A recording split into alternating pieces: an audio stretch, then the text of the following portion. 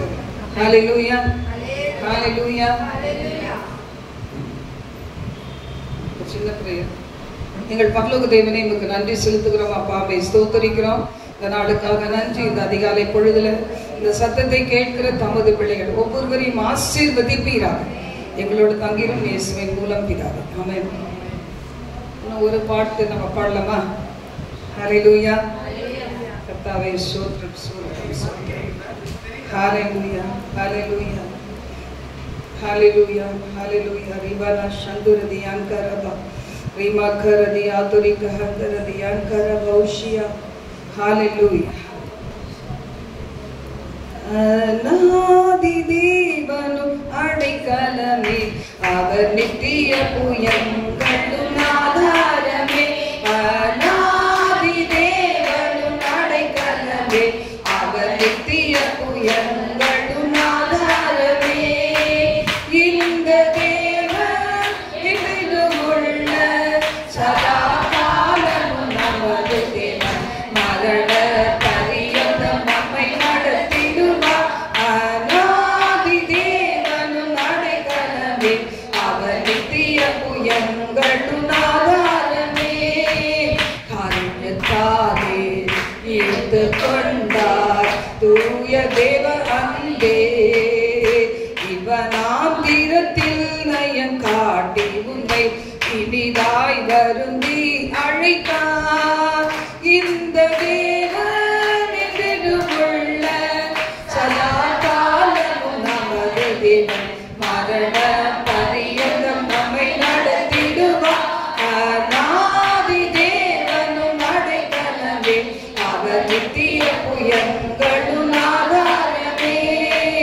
காரக பாதை காரிருளில் தூய தேவ ஒளியே.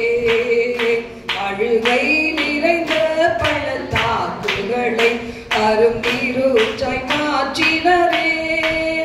இந்த தேவன் என்றும் உள்ள சதா காலமும் நமது தேவன். மரண பரியந்தம் நம்மை நடத்திடுவார்.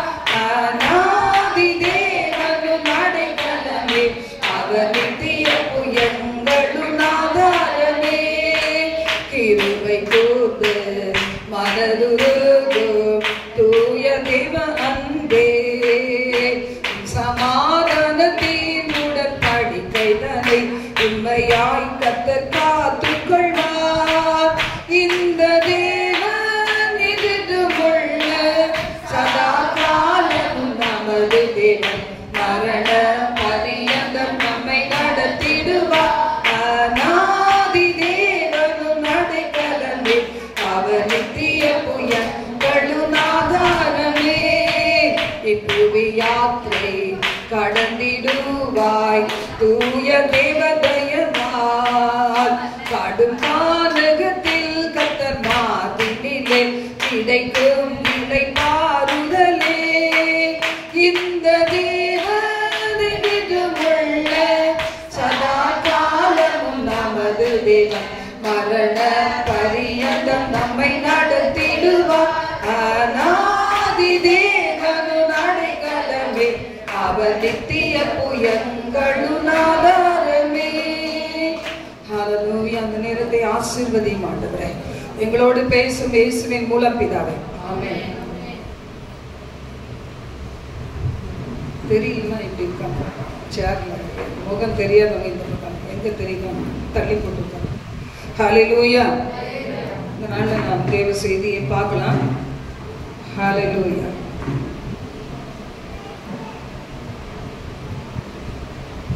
மனத்தாழ்மை குறித்து நம்ம என்ன செய்ய போறோம்?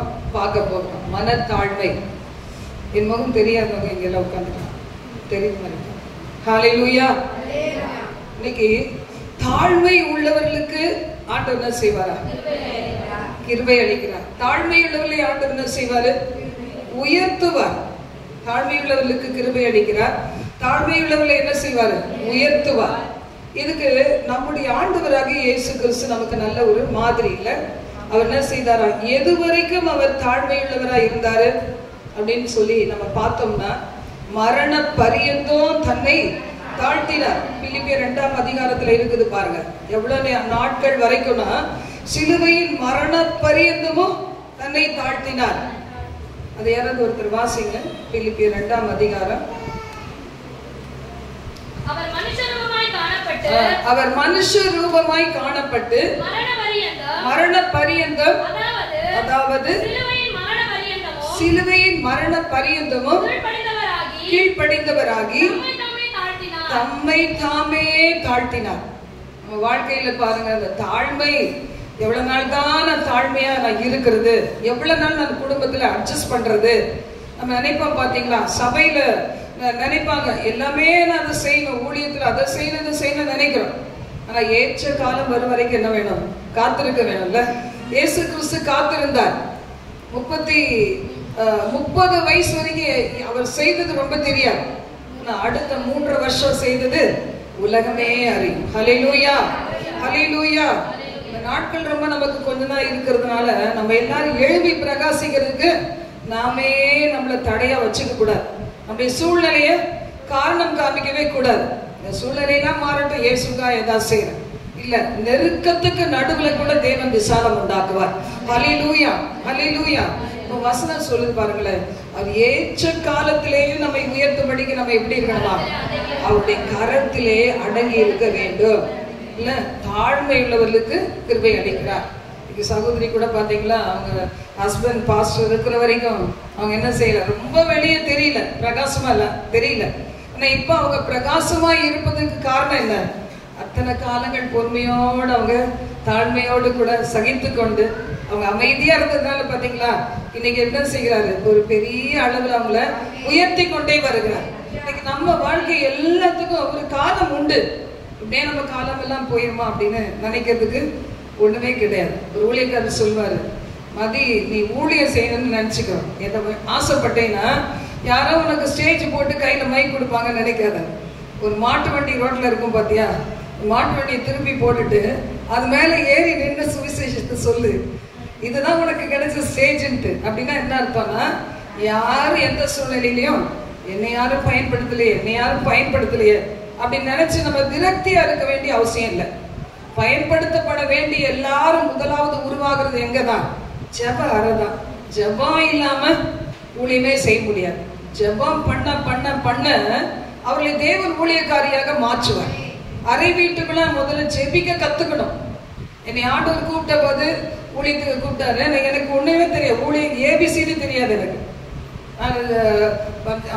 வளர்ந்து வருகிற நாட்கள்ல பாத்தீங்கன்னா ட்ரெயின்ல போகும்போது பார்ப்பேன், சிஸ்டர்ஸ் எல்லாம் பார்ப்பேன். அந்த சிஸ்டர்ஸ் எல்லாம் பாருங்க அழகா ட்ரெஸ் போட்டு வருவாங்க. பாத்தீங்களா, ஒயிட் அண்ட் ஒயிட் எனக்கு ரொம்ப பிடிக்கும். நல்லா அழகா ட்ரெஸ் போட்டு வராங்க.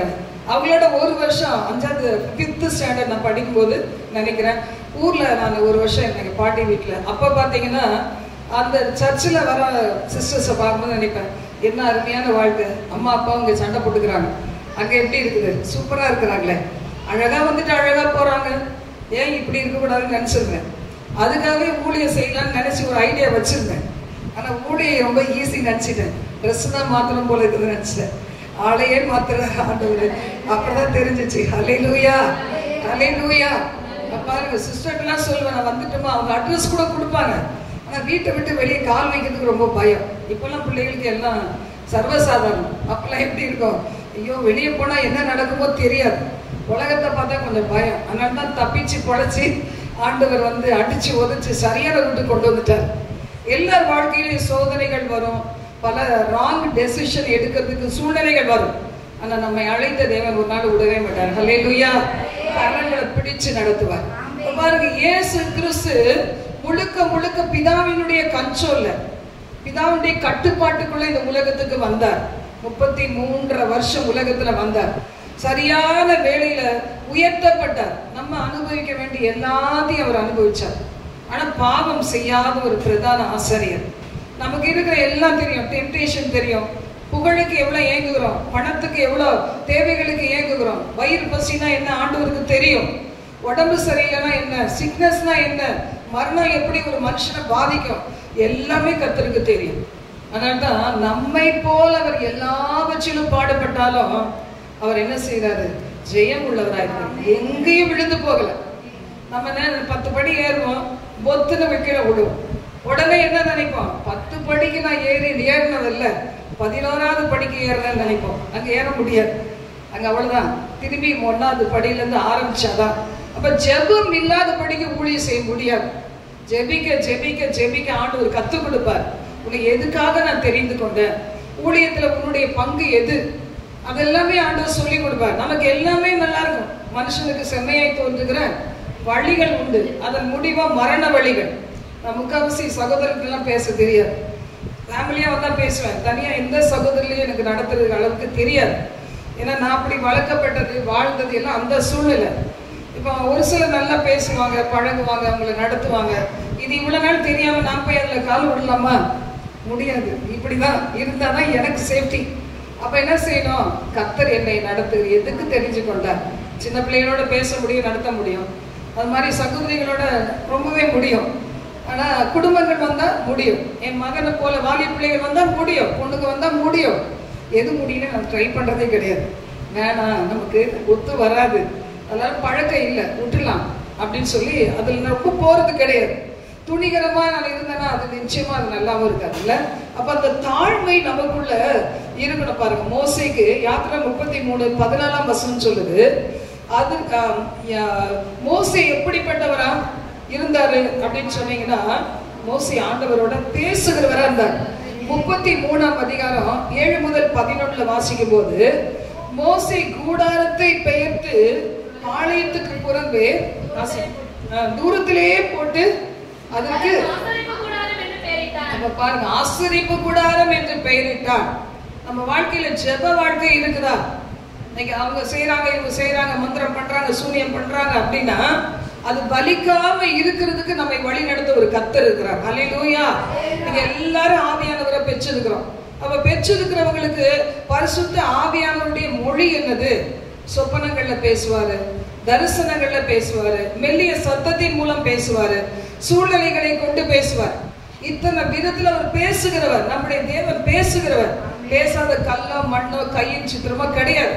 எனக்கு தெரியலையே, எனக்கு கைட் பண்ண ஆள் இல்லையே, இயேசு கிறிஸ்து பேசுவார். உங்க கையில இருக்க வேத புத்தகத்தை எடுத்து வழக்கமா நீங்க வாசிச்சுட்டு வரும்போதையும் வாசிச்சு பாருங்களேன், பேசுவார் ஆண்டவர். நம்மள இந்த உலகத்துல திக்க சொல்ல விட மாட்டேன்னு சொல்லிட்டாரு. நம்ம எல்லாரும் எவ்வளவு ஆண்டவர் நேசிக்கிறார். ஹல்லேலூயா. நான் உங்களை திக்க சொல்ல ஒரு நாள் விட மாட்டேன்னு சொல்றேன்.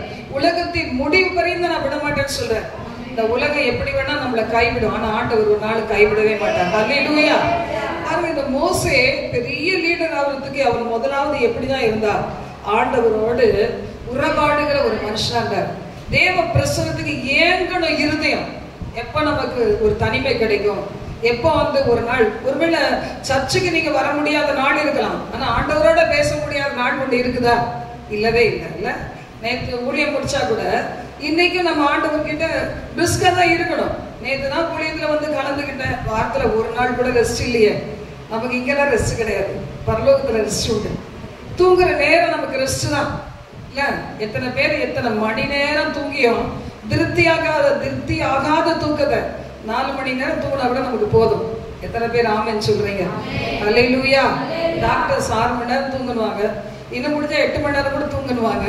நம்ம 4 மணி நேரம் தான் தூங்க முடியும். அந்த 4 மணி நேரம் ஸ்லீப் எப்படி இருக்கும்? சூப்பரா ஸ்லீப் இருக்கும். அந்த தூக்கத்தை நீங்க யோசிச்சு பாருங்க. எத்தனை பேர் நல்ல தூக்கம் தூங்காம காலையில எழுந்து கொட்டாய் விட்டுட்டே இருப்பாங்க, பாத்திருக்கீங்களா? அவங்களுக்கு என்ன முடியலன்னா அந்த 6 மணி நேரம் புரண்டு படுத்திருந்திருப்பாங்க. அதுல 10 முறை பாத்ரூம் போவாங்க, பாத்திருக்கீங்களா? ஒரு அம்மா என் கூட பேசினாங்க. அவங்க சொன்னாங்க, சிஸ்டர் அதை நிம்மதியா தூங்குறதே கிடையாது சார். ஏன் சிஸ்டர்? வயசாகி போச்சு இல்லை சிஸ்டர். அப்ப என்ன சார் ஆகும்? 6 முறை பாத்ரூம் போறேன் சார். 9 போறேன் வரேன், அப்புறம் படுத்த தூக்கமா வரும். நான் கடிஞ்சு கொள்ளுகிறேன் இயேசுவின் அந்த வியாதியை கடிந்து கொள்ளுங்க, அந்த டிஸ்டர்பன்ஸ் கடிந்து கொள்ளுங்க, ஏற்றுக்கொள்ளாதீங்க. இன்னைக்கு நிறைய பேர் அப்படிதான். வயசாக சுகர் வரும், வயசாக கண்ணாடி போடணும், வயசாக கால் தேஞ்சு போயிடும். எது சொல்றோமோ எது நினைக்கிறோமோ அதான் நடக்கும் பாருங்க. அதான் கண்ணாடி நான் போட்டேன். 40 வயசுல கண்ணாடி போடணும்னு சொல்றாங்க, போட்டுருவோம் அப்படின்னு. அப்ப பாருங்க, எதுக்கு நீங்க தெரியல. இன்னைக்கு நிறைய பேர் அப்படிதான் பலவீனத்தை ஏற்றுக்கொள்கிறாங்க. வயசாவதுல மறதி வந்துருது. ஆனா மறதி வருகிற உங்களுக்கு யாரோ திட்டினது மட்டும் மறக்குதா? உங்க பொருளை எவரோ திருடிட்டாங்கன்னு வச்சுக்கோங்க, மறக்கிறீங்களா? மறக்க முடியாது, மன்னிக்க முடியாது, மறக்க முடியாது, மன்னிக்க முடியாது. ஆனா வச்ச பொருள் எங்க மறந்துருமா? அப்ப அது எப்படி நம்ம நியாயம் ஒத்துக்கிறது பாருங்க.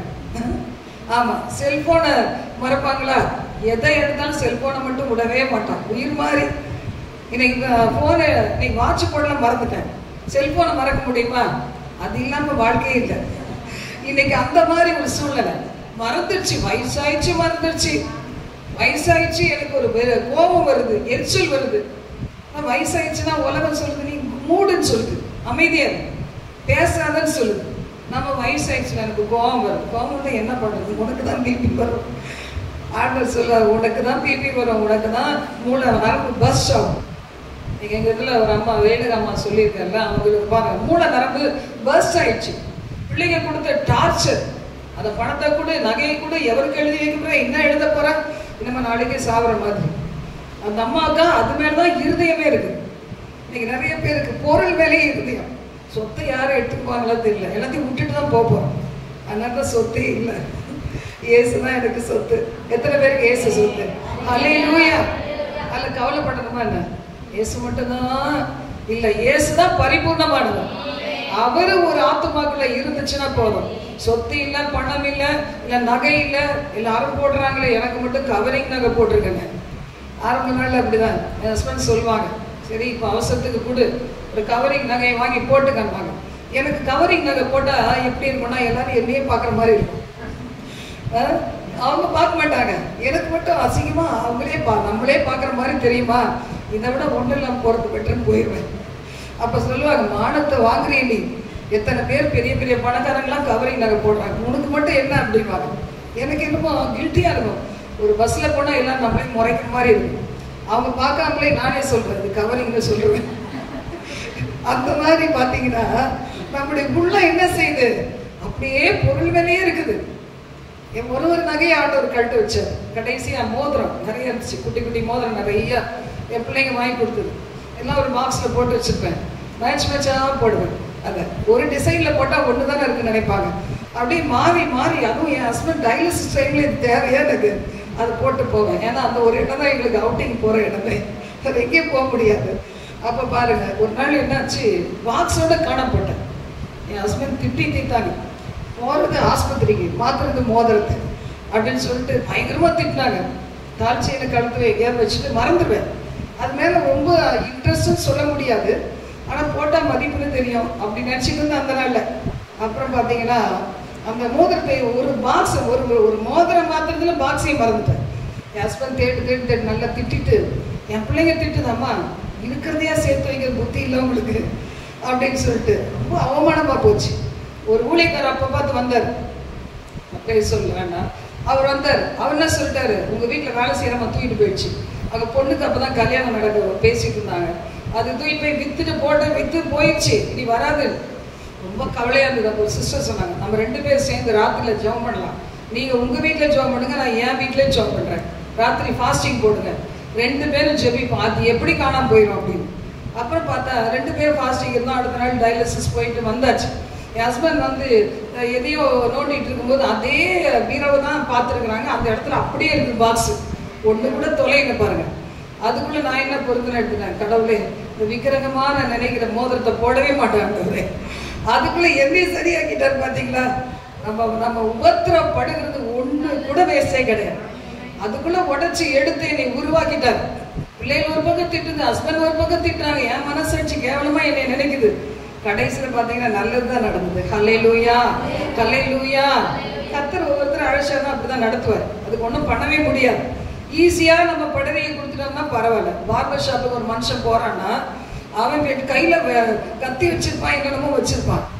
ஒழுங்காக மண்டையை கொடுத்தா ஒழுங்காக கட் பண்ணுவான். சில பேர் இப்படி இழுத்தோம்னா என்ன ஆகும் பாருங்க, அவன் இஷ்டத்துக்கு ஷேப் பண்ணி விடுவான். அதை மாதிரி தான் இன்னைக்கு ஆண்டவர் கையில் நம்ம குடுமி இருக்குது. நம்ம நிறைய நேரத்தில் நான் நினச்சேன் அதை செஞ்சிருவேன், இதை செஞ்சிருவேன் அப்படின்னு சொல்ல, என்னால் இல்லாமல் உன்னால் ஒன்றுமே செய்ய முடியாது. ஏன்னா உலகமே தோன்றதுக்கு முன்னாடி என்ன செய்தேன், முன் குறிச்சிட்டேன்னு சொல்றாரு. யாருக்காவது கவலையா இருக்கா, இப்படி போய் என்னை முன் குறிச்சிட்டாரு? இல்ல. ஹல்லேலூயா, ஹல்லேலூயா. என்னை முன்குறிச்ச பாதைக்காக நான் என்னை ஒப்பு கொடுத்துட்டேன்னா, எஜமானுடைய கரத்துல நம்ம எல்லாரும் எப்படி பயன்படுத்தப்படுவோமா? வல்லமையான கருவிகள். பேதுரு பாருங்க, அவர் போன இடமெல்லாம் அந்த நிழலை தொட்டவங்க எல்லாம் சுகமடைஞ்சாங்க. இன்னைக்கு நம்ம பாட்டு மட்டும் பாடுவோம், பேதுரு போல பயன்படுத்துங்க, பவுல போல பயன்படுத்துங்க. ஆனா ஒரு துளி கூட இம்மி அளவு தாழ்மையே இருக்காது பாருங்க. ஆண்டவர் தாழ்மையை சொல்லி கொடுப்பாரு.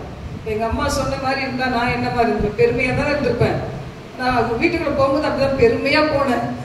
ஒவ்வொரு ஸ்டெப்லயும் அடி வாங்கி ஒண்ணுமில்ல ஒண்ணுமில்ல ஒண்ணுமில்ல ஒண்ணுமில்லன்னு அப்படியே பிளாட்டா வச்சுட்டாரு கடவுள். அதுக்கப்புறம் அவர் அஸ்திபாரத்து மேல கட்டப்படும் போதுதான் வாழ்க்கை நல்லாச்சு. இன்னைக்கு உங்க வாழ்க்கை நல்லாக்குவாரு. ஹல்லேலூயா, ஹல்லேலூயா. எந்த வயசானாலும் சரி, இனிமே நான் என்ன பெருசா கிளிக்க போறேன்னு நினைக்கலாம். ஆனா நம்மளை வச்சிருக்குது அவர் ஏதோ செய்யறதுக்காக தான் வச்சிருக்கிறேன். எவ்வளவு பேர் மறிச்சு போயிட்டாங்க, நான் மட்டும் ஏன் இன்னைக்கு உயிரோட இருக்கிறேன். சில நினைச்சு பார்ப்பீங்க, ரொம்ப நாள் வாழ்ந்த மாதிரி தெரியுது. என் பிள்ளைகிட்ட சொல்லுவேன், ரொம்ப நாள் வாழ்ந்த மாதிரி இருக்குது, என்னத்துக்கு வச்சிருக்காரு ஒன்றும் புரிய மாட்டேங்குது அப்படின்னு சொல்லி. ஒரே ஒரு நிச்சயம், அவருக்கு உழைக்கிறோம் இல்ல, பிரயோஜனப்படுறோம். ஹல்லேலூயா, ஹல்லேலூயா. இப்ப இன்னைக்கு கேட்டுட்டு இருக்க உங்களுக்கு கூட வாழ்க்கை கஷ்டமா இருக்கலாம், ஆனா ஒருபோதும் அது வேஸ்ட் கிடையவே கிடையாது. இதுதானே மந்திரங்கள் செய்ய செய்யதான் அந்த மாந்திரிகத்தை அழிக்கிற வல்லமையை கொடுத்தார். இங்க வந்து எங்க சர்ச்சில் வர ஒருத்தவங்க, என் சிஸ்டர் செய்யறாங்க, நான் என்ன பண்ண பாவம், எனக்கே செய்யறாங்களே, அவளை எவ்வளவு நேசிச்சேன், அவளுக்கு என்னன்னா பண்ணேன், எனக்காக வச்சுட்டா ஒரு ஊழியக்காரர் சொல்லிட்டாங்க. அவ்வளவுதான் முடிஞ்சு போச்சு. 27 நாள் ஒரு மாசத்துல உங்களோட இருந்து 3 நாளா ஒழுங்காகி திரும்பி அந்த கூட்டத்துக்கு நேற்று வந்துச்சு பாருங்க. ஊழியக்காரங்க மேலதான் தப்பு போல இருக்கு. அவங்க சொன்னாங்கன்னா போதும், மூஞ்சி இறக்கி வச்சு அப்படியே வெறுப்பு கசப்பு. வீட்டுக்காரருக்கு எத்தனை டோஸ் விழுச்சோ தெரியாது, எல்லாருக்கும் உழுது விட்டுருக்கோம் டோஸு, சாபம், புடி சாபம் அப்படின்னு எல்லாம் விட்டு மூஞ்சத்தை எதுக்கு மூஞ்சத்தையும் வச்சுட்டு இருக்காங்க. அதெல்லாம் இல்லை, நல்லா தான் இருக்கேன். அது பார்த்தாலே தெரியும் நமக்கு. ஊழிய செய்யறவங்க மூச்சை பார்த்தா எப்படி தெரியும், உள்ள இருக்கிறது வெளியே தெரியும். எக்ஸ்ரே கண்ணு கத்தர் கொடுப்பாரு, ஸ்கேன் எடுக்கிற கண்ணை கொடுப்பாரு. அது என்ன செய்யுது, அப்படியே அட்ஜஸ்ட் பண்ணிட்டு அதெல்லாம் ஒன்றும் இல்லை ஒன்றும் இல்லை. நான் சொன்னேன், இப்படியே இருந்த போன சாத்தான் நான் இன்னும் ஒரு 8 சாத்தானை கூட்டு வந்து உள்ள வந்துருந்தேன். அப்புறம் தான் அது கொஞ்சம் பயம் வந்துருச்சு. ஐயோ அப்படி சொல்லி அப்புறம் சரியாகி அப்புறம் 3 நாள் ஒரு மாசத்துல 27 நாள் பிரச்சனை இருந்துச்சு. 3 நாள் நல்லா இருந்து என்ன பிரயோஜனம்? அது 27 நாள் புருஷன்கிட்ட ஒழுங்கா பேச முடியாது, குடும்பத்துக்கு ஒழுங்கா சமைச்சிருக்க முடியாது, சாப்பிட்டிருக்க முடியாது, ஊழியத்துல வந்து அந்த ஆராதனை நேரத்துல சந்தோஷத்தை அனுபவிச்சிருக்க முடியாது. என்ன பிரயோஜனம் இருக்குது? நம்ம இப்படிதான் ஒவ்வொரு நாளையும் வீணாக்குறோம் பாருங்க. ஹஸ்பண்ட சண்டை போட்டா உங்களுடைய ஹஸ்பண்ட் வெளியே போய் உங்களே நினைக்க மாட்டார். அவருக்கு எத்தனையோ வித பாரங்கள், எவ்வளோ ஃப்ரெண்ட்ஸு, எத்தனையோ காரியம் இருக்குது. பொம்பளைங்களுக்கு தான் நம்ம வீட்டு வேலையை பேசுவோம், அவங்களாம் பேசவே மாட்டாங்க. அவர் வந்து முடிச்சுட்டு எல்லாம் முடிச்சுட்டு சாயந்தரம் வந்தா போதும், இங்க இருந்து கண்ணெல்லாம் செவந்து போய் ஹஸ்பண்ட் கேட்பாங்க, எவனாவது இப்போ வந்தானா இந்த மனுஷன் எப்படி இவளை கொடுமைப்படுத்துறான்னு தெரியல. செவன்னு அழதான், அப்பெல்லாம் ஒரே அழதான். ஹஸ்பண்ட் ஆஃபர் வேலையா காலை போனால் ராத்திரி தான் வருவாங்க. சில நாள் வரமாட்டாங்க, 2 நாள் 3 நாள் ஆகுது. எனக்கு ரொம்ப சந்தோஷம், ஆண்டவர்கிட்ட அழுகிறது ரொம்ப பிடிக்கும். அது என்னத்துக்கு அழுதுன்னு இப்ப நினைச்சு பார்த்தா, ஆண்டவர் சும்மா விட்டது பெரிய காரியம், அடிச்சு கொண்டிருக்கணும் என்னைய. சும்மா என்னையே நினைச்சு அழுவேன், என் வாழ்க்கையை நினைச்சு அழுவேன். அது சுய பச்சாதாபமான கண்ணீர் எனக்கு தெரியாது. ஏன் ஆண்டவரே இப்படி ஆயிடுச்சு, இப்படி ஏன் ஆண்டவரே, இப்படி ஏன் ஆண்டவரே, ஏன் ஆண்டவரே, ஏன் ஆண்டவரே, சைலண்டா இருப்பாரு. ஒரு ஸ்டேஜ்ல சொன்னாரு, நீ அழுத முதல்ல விடு அப்படின்னு. என் பிள்ளைகளுக்காக அழுவேன் அழுவேன் அழுவேன், வாரம் தவிர அழுவேன். புதன்கிழமை ஆயிட்டு அழுவும் தான் எனக்கு வேலையே. எல்லாரும் போனோம்னா கதவை சாத்திட்டு என் பிள்ளைகளுக்காக நினைச்சு அழுவேன். செவ்வாய்க்கிழமை எங்க வீட்டுக்காரர் நினைச்சு அழுவேன். திங்கக்கிழமை என்னையே நினைச்சு அழுவேன். ஒரு காரணம் வச்சு அழுவத்துக்கு. ஒரு தடவை புதன்கிழமை அன்னைக்கு பாஸ்டிங் இருக்கணும், எல்லாம் அனுப்பிச்சுட்டு கதவை சாத்திட்டேன், அழுவத்துக்கு ரெடி ஆயிட்டேன். அதே இடத்துல வந்து முட்டி போட்டேன். ஏசப்பா சொன்னாங்க, உள்ளத்து ஆளுக்கு நல்லா கேட்குது, வாயை மூடு, முதல்ல அழைய விடு அப்படின்னு சொல்லி. சரின்ட்டு அழைய விட்டாச்சு. ஆண்டவர் சொன்னார், அப்போ தரிசனத்துல காமிச்சார், 3 பிள்ளைகளுக்கு அழுவுறது இன்னைக்கோட விடு. எங்க வீட்டுல மேல ஜெப வீடு இதே மாதிரி சர்ச் இருந்தது. எப்போ அங்கதான் இருப்பேன், வேலையெல்லாம் முடிஞ்சுதான் கதை போட்டு மேல போயிடுவேன். அப்ப பாத்தீங்கன்னா ஆண்டவர் வந்து அவர் சொன்னாரு, உலக நாடுகள் எங்கும் எத்தனையோ பிள்ளைங்க இருக்கிறாங்க, உன் வாலி பிள்ளைங்க 3 தான் உனக்கு பிள்ளையா? எத்தனை பிள்ளைங்க இருக்கிறாங்க, அவங்க தாய் தகப்பன் இல்லை, ஜெபிக்கிறதுக்கு கேர் எடுக்கிறதுக்கு ஆளே இல்லை, சொல்றதுக்கு ஆளே இல்லை. உன் பிள்ளைய நினைச்சு நீ ஜெபம் பண்ணு, உன் பிள்ளைகளை நான் பார்த்துக்கிறேன். அவங்க ட்ரெஸ்ஸை பார்த்து முடிவெடுக்காத, இவ்வளோ அசிங்கமா இருக்கிறாங்களே இதெல்லாம் என்ன அப்படி நினைக்காத. உன் பிள்ளையா இருந்தா நீ என்ன செய்திருப்ப? விட்டுருவியா? ஜெபிப்பல்ல, சொன்னாதான் கேட்காதுங்க. ஜெபிக்க மாட்டோமா, உபாசிக்க மாட்டோமா? அதை செய், நீ உன் பிள்ளைகளை நான் பார்த்துக்கிறேன்னு சொல்லி சொன்னார் பாருங்க. அப்போ அதுக்கு பிறகு என்னை பிள்ளைகளுக்காக ஜெபிக்கிறத ரொம்ப கொஞ்சம் குறைச்சிட்டு கொஞ்சம் வெளி உலகத்துக்கு வந்தேன். ஒரு பெரிய ஊழியத்தில் வாலண்டியராக இருந்தேன். அவர் சொல்லுவார், எல்லா நாளும் வரணும், புதன்கிழமை வர முடியாதுன்றது. அப்படி புதன்கிழமை உனக்கு என்ன ஆச்சு? இல்லை, ஆண்டவர் என்னை சந்திக்க வருவார். அப்போ புதன்கிழமை மட்டும்தான் வருவார் அவனை சந்திக்கிறது, வேற நேரமே கிடைக்காது அவருக்கு. இந்த ஊழியத்தில் வாலண்டியராக இருக்கணும், உனக்கு அறிவு இல்லையா? நான் யோசிச்சு பாரு. நான் ரொம்ப கவலைப்படுவேன், என்னடா இந்த ஊழியக்கார் நம்ம பிரைவசிக்குள்ளே வந்து வராது. இன்னைக்கு நிறைய பேர் அப்படிதான் சபையில் சொல்றது கேட்கவே மாட்டாங்க. சிஸ்டர் சொன்னாங்கன்னா என்ன பண்ணுவாங்க, எனக்கு பிரைவசிக்குள்ளே இன்டர்ஃபியர் ஆகுறாங்களே, அவங்களுக்கு என்ன உரிமை இருக்கு அப்படி. நான் கூட அப்படிதான் நினச்சேன். கட்டாயமாக வெளியே போக வேண்டிய நேரம், கட்டாயமாக ஊழியத்தில் வாலண்டியராக இருந்தேன், ஒன்று கூட வீண் போகவே இல்லை. ஹல்லேலூயா, ஹல்லேலூயா. ஏற்ற காலத்திலே அவர் உங்களை உயர்த்தும்படிக்கு அவருடைய பலத்த கரத்துக்குள் அடங்கி இருங்கள். மோசே பெரிய லீடர் ஆகிறதுக்கு முன்னாடி என்ன பாடுபட்டார், அதுக்கு முன்னாடி சிநேகிதராக இருந்தார். ஆண்டவர் அவர் எப்படி இருந்தாங்களாம், க்ளோஸ் ரிலேஷன்ஷிப்ல இருந்தார்.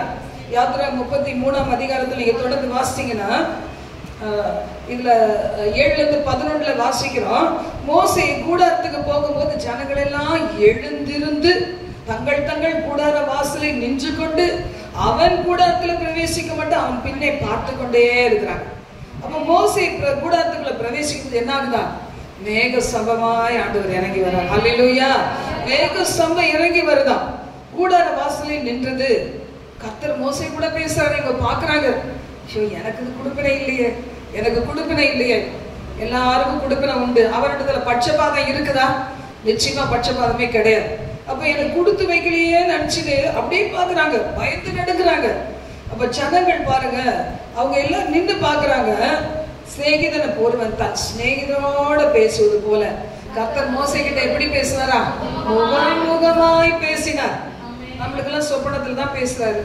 சில பேர் நல்ல ஆவிக்குரியவங்களுக்கு தரிசனத்துல பேசுறாரு. ஆனா எனக்கு முக்காவாசி சொப்பனத்துல தான் பேசுவார். எப்பாவது ரேர் தான் தரிசனம். சொப்பனத்துல நல்லா பேசுவார். நல்லா எழுந்துருவேன். காலையில எத்தனை மணிக்கு என்ன சொல்லக்கூடாது, அப்புறம் அதுல பிராக்கெட் வந்துடும், ஃபுல் ஸ்டாப் வந்துடும். அப்ப பாருங்க, எழுப்புற நேரம் எழுந்துருவேன். எழுந்துட்டு நல்லா தான் தூங்கிருப்பேன். ஆனா தூக்கம் வர மாதிரியே இருக்கும். 5:30-6:30 மணி பிரேயர் முடிச்சோன்னா திரும்பி தூங்கணும் போலவே இருக்கும். சரி, கொஞ்சம் கண்ணா சொந்தம்னா போதும், அப்போ வெளிப்பாடு வரும். எத்தனை பேர் அதை பார்த்துருக்கீங்க? ஹல்லேலூயா. ருசிக்கலையா? அப்படி ஒரு அனுபவம் இருக்கா இல்லையா? ஏன்னா நான் முதல்ல என்னை கைட் பண்ண ஊழியக்காரர் சொன்னதுலேருந்து, காலையில 1 hour நீ ஆண்டவருக்கு செலவு பண்ணு, இயேசுவை நீ பார்ப்ப, அவர் குரலை கேட்பேன்னு சொன்னார். அதனால என்ன செய்வேன், எழுந்துட்டு 1 மணி நேரம் ஜெபம் மட்டும் படுத்துருவேன். அப்போ ஜெபமே பண்ண தெரியாது. 3 பாட்டு பாடுவேன், 2 அதிகாரம் வாசிப்பேன். ஐயோ 1 hour ஆகலை, திருப்பி ஜெபம் பண்ணேன். யாருக்காக? Only for my family. என் ஹஸ்பண்ட், என் பிள்ளை குட்டி, மாமனாரம்மா, மாமியார் கிடையாது, மாமியார், நாத்தனாரி, இவங்க பண்ற வேலை, சொல்ற வேலை, அவங்க சொல்றது இவங்க சொல்றது, இதெல்லாம் சொல்லி முடிப்பேன். 1 மணி நேரமே ஆகாது. ஐயோ 1 மணி நேரம் ஜெபம் பண்ண சொல்லியிருக்காரு. இன்னும் பண்ணுவோம், இன்னும் 2 பாட்டு பாடுவோம், இன்னும் ஒரு அதிகாரம் வாசிப்போம். இப்படிதான் தொடங்கிச்சு என் வாழ்க்கை. ஆனா ஒரு நம்பிக்கை, ஏசாமி இன்னைக்கு கூட பேசுன்னு சொல்லிட்டாரு. பேசுவார். அப்படியே படுத்துட்டு கவனிச்சுட்டே இருப்பேன், ஏதாவது கிடைக்குதா கிடைக்குதா கிடைக்குதா. ஒவ்வொரு நாளும் ஏசு என்னோட பேசிட்டே இருப்பேன். இன்னைக்கு வரைக்கும் சொப்பனத்துல தான். ஹல்லேலூயா, ஹல்லேலூயா. பரிசுத்த ஆவியானவரை வாங்குறது, அந்நிய பாஷையில பேசி இங்க ஆரவாரமா இருக்கிறது இல்ல, வாழ்க்கையோடு இணையணும். எப்ப சில பேர் பாத்தீங்களா எப்படி நல்ல ஆவியில நிரம்புனீங்க? ஆவியில நிரம்புறது எதுக்கு? வசனம் நமக்கு நல்ல மூளையில பதியறதுக்கு தான். ஆராதனை வேளையில ஜெயம் எடுக்காத ஒருத்தரால வார்த்தைகள் மண்டையில போவே போவார். அந்த வார்த்தைகள் 1, 30, 60, 100 பலனளிக்கவே முடியாது. ஆராதனை வேலையை அசால்ட்டா நினைச்சிட்டு சபைக்கு வர பிள்ளைகள் இருக்கிறாங்க, ஒரு பிரயோஜனம் கிடையாது. ஆராதனை வேலையில கான்சென்ட்ரேட் பண்ணி நமக்கும் தேவனுக்கும் நடுவில் இருக்கிற தடைகளெல்லாம் உடைக்கப்படும். எத்தனை பேர் வரும்போது அப்படியே துள்ளிக்கிட்டு வரீங்க, வரும்போது தான் சோகமா வரும். சண்டை போட்டு வருவாங்க, பார்த்துருக்கீங்களா? உம்முன்னு மூச்சை வச்சுட்டே வருவாங்க. ஊழியக்காரங்க மேலே கோபமா உட்காந்துருப்பாங்க. ஒரு முறை நாங்கள் ஒரு இடத்துல கூட்டம் நடத்தினோம். அப்போ ஒரு சிஸ்டர் ஃபோன் அடிக்கிறாங்க. ஒரு தடவை சொல்லிட்டேன், சிஸ்டர் இப்படி இப்படின்னு சொல்லிட்டேன், ரூட்டு முதலே சொல்லிட்டேன். அவங்க நின்றுட்டு ஃபோன் அடிக்கிறாங்க, அந்த என் ஃபோனுக்கு தான் அடிக்கிறாங்க சொல்லிட்டேன். சரி, அப்புறம் ஒரு வழியாக வந்துட்டாங்க. எங்கேயும் விசாரிச்சு வந்துட்டாங்க. வந்த உடனே மூஞ்ச தூக்குனது தான், முடிகிற வரைக்கும் தூக்கிட்டே தான் இருக்கிறாங்க. நான் அவங்கள பார்க்க எனக்கு பரிதாபமாக இருக்கும். ஐயோ வீட்டுக்காரர் அடிச்சுட்டார் போல பாவம். ஏன்னா குடிப்பார், குடிச்சுட்டு அடிச்சுட்டார் போலது. நான் மூஞ்ச பார்க்குறேன், நான் எப்படா அவங்க பக்கத்தில் போவேன்ட்டு இருக்கிறேன். முடிச்சுட்டு அவங்ககிட்ட போய், சிஸ்டர் ஏன் சிஸ்டர் இப்படி இருக்கிறீங்க? அடிச்சுட்டாரா வீட்டுக்காரர்? குடிச்சுட்டு அடிச்சுட்டாராங்கிறேன். உங்க மேலே தான் கோவத்தோடைய இருக்கிறேன் அப்படிங்கிறாங்க. நான் சொன்னேன், என் மேலே கோவப்பட்டு இன்னைக்கு பாஸ்டிங் ப்ரேயருடைய முழு இது விடுதலையே நீங்கள் பெறாமல் போயிட்டீங்களே. அது பார்த்தீங்களா, அவ்வளோ தாழ்மைக்கு விரோதமானது பெருமை. இந்த சிஸ்டருக்கு ஃபோன் அடித்தேன், இவங்க எடுத்துருக்கலாம்ல. அந்த மைண்ட்லேயே பேசிட்டு இங்கேயே பேச முடியுமா? யோசிச்சு பாருங்க. இங்கே ஒரு செல்ஃபோன் சொல்லுங்கள் இப்படி வாங்க அப்படி வாங்க சொல்ல முடியுமா? யார்கிட்டயும் கொடுப்போம், அவங்க சொல்கிறத கேட்டு வரலாம். இவ தான் பேசணும்னா என்ன பண்ண முடியும்? அப்படிதான் சில பேருக்கு பெருமை. சிஸ்டர் எப்படி எப்போவுமே ஒன்று நினச்சிக்கோங்களேன், எப்போ நீங்கள் சபையை விட்டு பிரிகிறீங்களோ, நல்ல ஊழியர்களை விட்டு பிரிகிறீங்களோ, அந்த எண்ணம் வருதோ அப்போவே தெரிஞ்சுக்கங்க உங்களுக்கு ஏதோ பண்ணுறாங்கன்னு. பிசாசு உங்கள் மேலே நோக்கமாக இருந்துட்டாங்க. நான் ப்ராக்டிக்கல் அனுபவத்தில் சொல்கிறேன். நான் என்னுடைய சொந்த ஜனங்கள் தெரிஞ்சவங்க என்ன செய்தாங்க, எங்கெல்லாம் நாங்கள் போகிறோமோ அங்கெல்லாம் பின்னாடி வருவாங்க. நல்ல ஊழியக்காரர்களோட ஐக்கியமா, பயராக இருக்கிறவங்களோட ஐக்கியமாக இருக்கும்போது, அவங்க ஊழியத்தில் வாலண்டியராக இருக்கும்போதெல்லாம் எங்களை பிரிச்சுடுவாங்க. ஒரு பேட் நேமை கொடுத்து எங்களை பிரிச்சுடுவாங்க. அப்போ பிரிக்க பிரிக்க நாங்கள் தனியாக விடப்படுவோம். எங்கள் குடும்பத்துக்கு அறிவே இருக்காது, நான் தனியாக விடப்பட்டது எனக்கு தெரியும். ஆனால் என்னால் நின்று ஃபேஸ் பண்ண முடியாது. சபைங்கிற குடும்பத்தில் நம்ம என்ன செய்யணும்? ஐக்கியமாயிடணும், ஐக்கியமாகணும். ஒருவேளை மிஸ் அண்டர்ஸ்டாண்டிங் வர்றது ரொம்ப வரும், கட்டாயமாக வரும். மிஸ் அண்டர்ஸ்டாண்டிங் வர்றது வரதான் செய்யும். ஆனால் ஜெபிக்கணும். எந்த சபை உழைக்காரங்க கிட்ட ஒரு நல்ல ரிசல்ட்டை எதிர்பார்த்து வரீங்களோ ஜெபிக்கணும். அண்ட் அவங்களும் மனுஷர் தானே. நீங்கள் மட்டும் ஒரு நாளெல்லாம் அந்த ஆராதனை முடிகிற அந்த உபவாச ஜெபம் முடிகிற 3 மணி நேரத்துக்கு மூச்சை தூக்க தெரிஞ்சா அவங்கள நினச்சி பார்த்தா அவங்க எத்தனைக்கு மூச்சை தூக்கலாம் சொல்லுவாங்களா? அவங்ககிட்ட என் பையன் இப்படி சொல்லிட்டான், என் மருமக அப்படி சொல்லிட்டா, ஏதாவது சொல்ல முடியுமா? எல்லாம் அந்த இருதயத்தில் வச்சுருப்பாங்க. சில பேருக்கு அந்த கவலை விட்டு வெளியே வர முடியாது. ரொம்ப பிள்ளைகளை உயிராக நேசிக்கிறவங்க கட்டாயம் வரமாட்டாங்க. நான் இப்போல்லாம் மேலே மிதந்துட்டே இருக்கேன், அதனால் ஒன்றும் உரைக்காது. அவ்வளோ அளவுக்கு போயிடுச்சுன்னா பிரச்சனை. மிதக்கணும்ல. என்ன சொல்லியிருக்கு? மிதப்போம் தான் சொல்லியிருக்கேன். அமிழ்ந்துருவோமா? அமிழக்கூடாது. அமிழத்துக்கு அளவுக்கு உங்களை பிடிச்சி நெருக்கி தள்ளினாலும் நம்ம என்ன செய்யணும்? மிதக்கிறவளாய் காணப்படும். மிதக்கிறவளா இருக்கு. அதுக்கு ஏதோ ஒரு பாட்டு உண்டு. அது என்ன பாட்டு? மூழ்கி நீதி நீதி மூழ்கனமே. அது பாடுனமா ஒரு நாளே. அது என்ன இருக்கு? போதாதையா கணுக்கா நல்லது போதாதையா முழங்கால் நல்லது போதாதையா நீதி நீதி மூழ்கனமே நீதி நீதி மூழ்கனமே மிதந்து மிதந்து மகிழனுமே நாங்கள் மிதந்து மிதந்து மகிழனுமே பல்மையா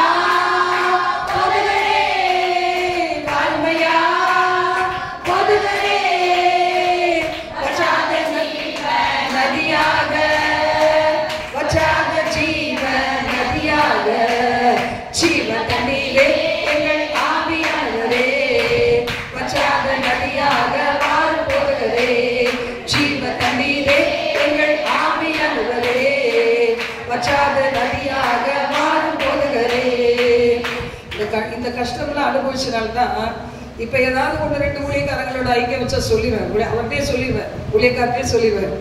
எங்க போனாலும் என்னை இருக்க விட மாட்டாங்க. எனக்கு எதிரிகள் ரொம்ப எதிரிப்பட ஜாஸ்தி. உங்க ஊழியத்தை கூட விட்டு என்னை கூட பிரிச்சுடுவாங்க. அதனால ஏதாவது ஒரு மூலையில உட்காந்துட்டு அப்படியே போயிடுறேன். பயத்துல சொல்லுவேன். ஏன்னா அந்த இடத்துல நமக்கு விடுதலை இருக்குன்னு தெரியுது. ஆனா நம்மளை பிரிக்க சாத்தான் பார்ப்பான். அதனால அந்த ஊழியக்காரங்கிட்டே சொல்லிடுவேன், என்னை பிரிக்கிறதுக்கு நிறைய ஆள் இருக்கிறாங்க. உங்களை விட்டு இல்லை, உங்க ஊழியத்தை விட்டு என்னை பிரிக்கிறதுக்கு நிறைய பேர் இருக்கிறாங்க. நான் வந்தாதான் எனக்கு பாதுகாப்பு, வந்தாதான் எனக்கு ஆசீர்வாதம், வந்தாதான் அக்கினி, வந்தாதான் விடுதலை, வந்தாதான் வரங்கள் செயல்பட முடியும். நான் தனியாக நின்றுக்கவே முடியாது அப்படின்னு சொல்லி அவர் முதலே ஊழியக்காரங்கிட்ட சொல்லுவேன். சொல்லிட்டு ஏதாவது மூலையில மட்டும் இடம் கொடுங்க, முன்னாடி கொடுத்துடாதீங்க, நம்மளால தாங்கவே முடியாது. ஹல்லேலூயா, ஹல்லேலூயா. மோசையோட யோசுவா நடக்கும்போது ஆண்டவர் சொல்றாரு, உன் கணத்துல கொஞ்சத்தை யோசுவாவுக்கு கொடு. பாருங்க, முழுக்க கூட கொடுக்க சொல்ல, கொஞ்சத்தை கொடு. யோசுவா செய்துட்டு போட்டோம். என்னத்த நான் போகும்போது கொண்டு வா போறேன் இல்ல இல்ல. பாருங்க, எங்க ஊழியத்துல ரொம்ப 20 வருஷத்துக்கு முன்னாடி ஒரு பொண்ணு, ஒரு இலங்கை பொண்ணு, நான் சொல்லியிருக்கேன்ல, கல்யாணம் முடியறதுக்காக வந்துச்சு. ஸ்ரீலங்காலேருந்து இங்கே வந்தது. வந்த உடனே இந்த பையன் ஆண்டவரை ஏற்றுக்கிட்ட பையன், ஆனால் அவள் ஏற்றுக்கல. அப்போ கூட்டிகிட்டு வந்து அதுக்கு ஏதோ ஒரு மூலிகை ஞானசனம் கொடுத்தாங்க. ஏன்னா நான் ஃபுல்லாக நடத்தலையா, அவன் இன்னொரு சபைக்கு போகிறவங்க. அப்போ எங்களுக்கு விடுதலை கூட்டத்துக்கு வருவாங்க. வெள்ளிக்கிழமை உபாச ஜெபம், அனாயிண்டிங் கூட்டத்துக்குலாம் வருவாங்க. அப்போ வரும்போது பார்த்தீங்கன்னா இது என்ன பண்ணும், என்னை பார்த்தாலே மிரண்டுட்டு அவங்க மாமியாருக்கு பின்னாடி போய் அப்படியே ஒழிஞ்சுட்டு என்னை பார்க்கும். அது சொல்லுவேன், ஏமா என்னை பார்த்தா பயமா இருக்கா? பயமா இல்லை, ஆனா பிடிக்கல, இவங்களை பார்த்தா எனக்கு பிடிக்கல அப்படி சொல்லிட்டே இருந்தது பாருங்க. கர்த்தரை ருசிக்க ஆரம்பிச்சோன்னே ஒரு நாள் அவளே அதான் அபிஷேகம் இறங்கிருச்சு. அவ்வளோதான், கொஞ்சம் மாசத்துக்குள்ள சொல்லிடுச்சு, ஆண்டி உங்ககிட்ட இருக்கிற அத்தனை அபிஷேகத்தையும் என் மேலே கொடுத்துருங்க, நான் லண்டனுக்கு போறேன், தனியா போக விரும்பல அப்படின்னு சொல்லிட்டு எனக்கு அந்த அபிஷேகத்தை கொடுங்க கொடுங்க. எப்பதான் பக்கத்திலேயே வந்து நிற்கும். எலியாவின் கரத்துக்கு தண்ணீர் வார்த்த எலிசா. எத்தனை பேர் டேஸ்ட் பண்ணீங்களோ தெரியாது. நீங்க டேஸ்ட் மட்டும் பண்ணுனீங்க, உண்மையான ஊழியக்காரரை விட்டு பிரியவே மாட்டீங்க. அந்த அபிஷேகம் அவங்களோடய வரும். அப்படிதானே?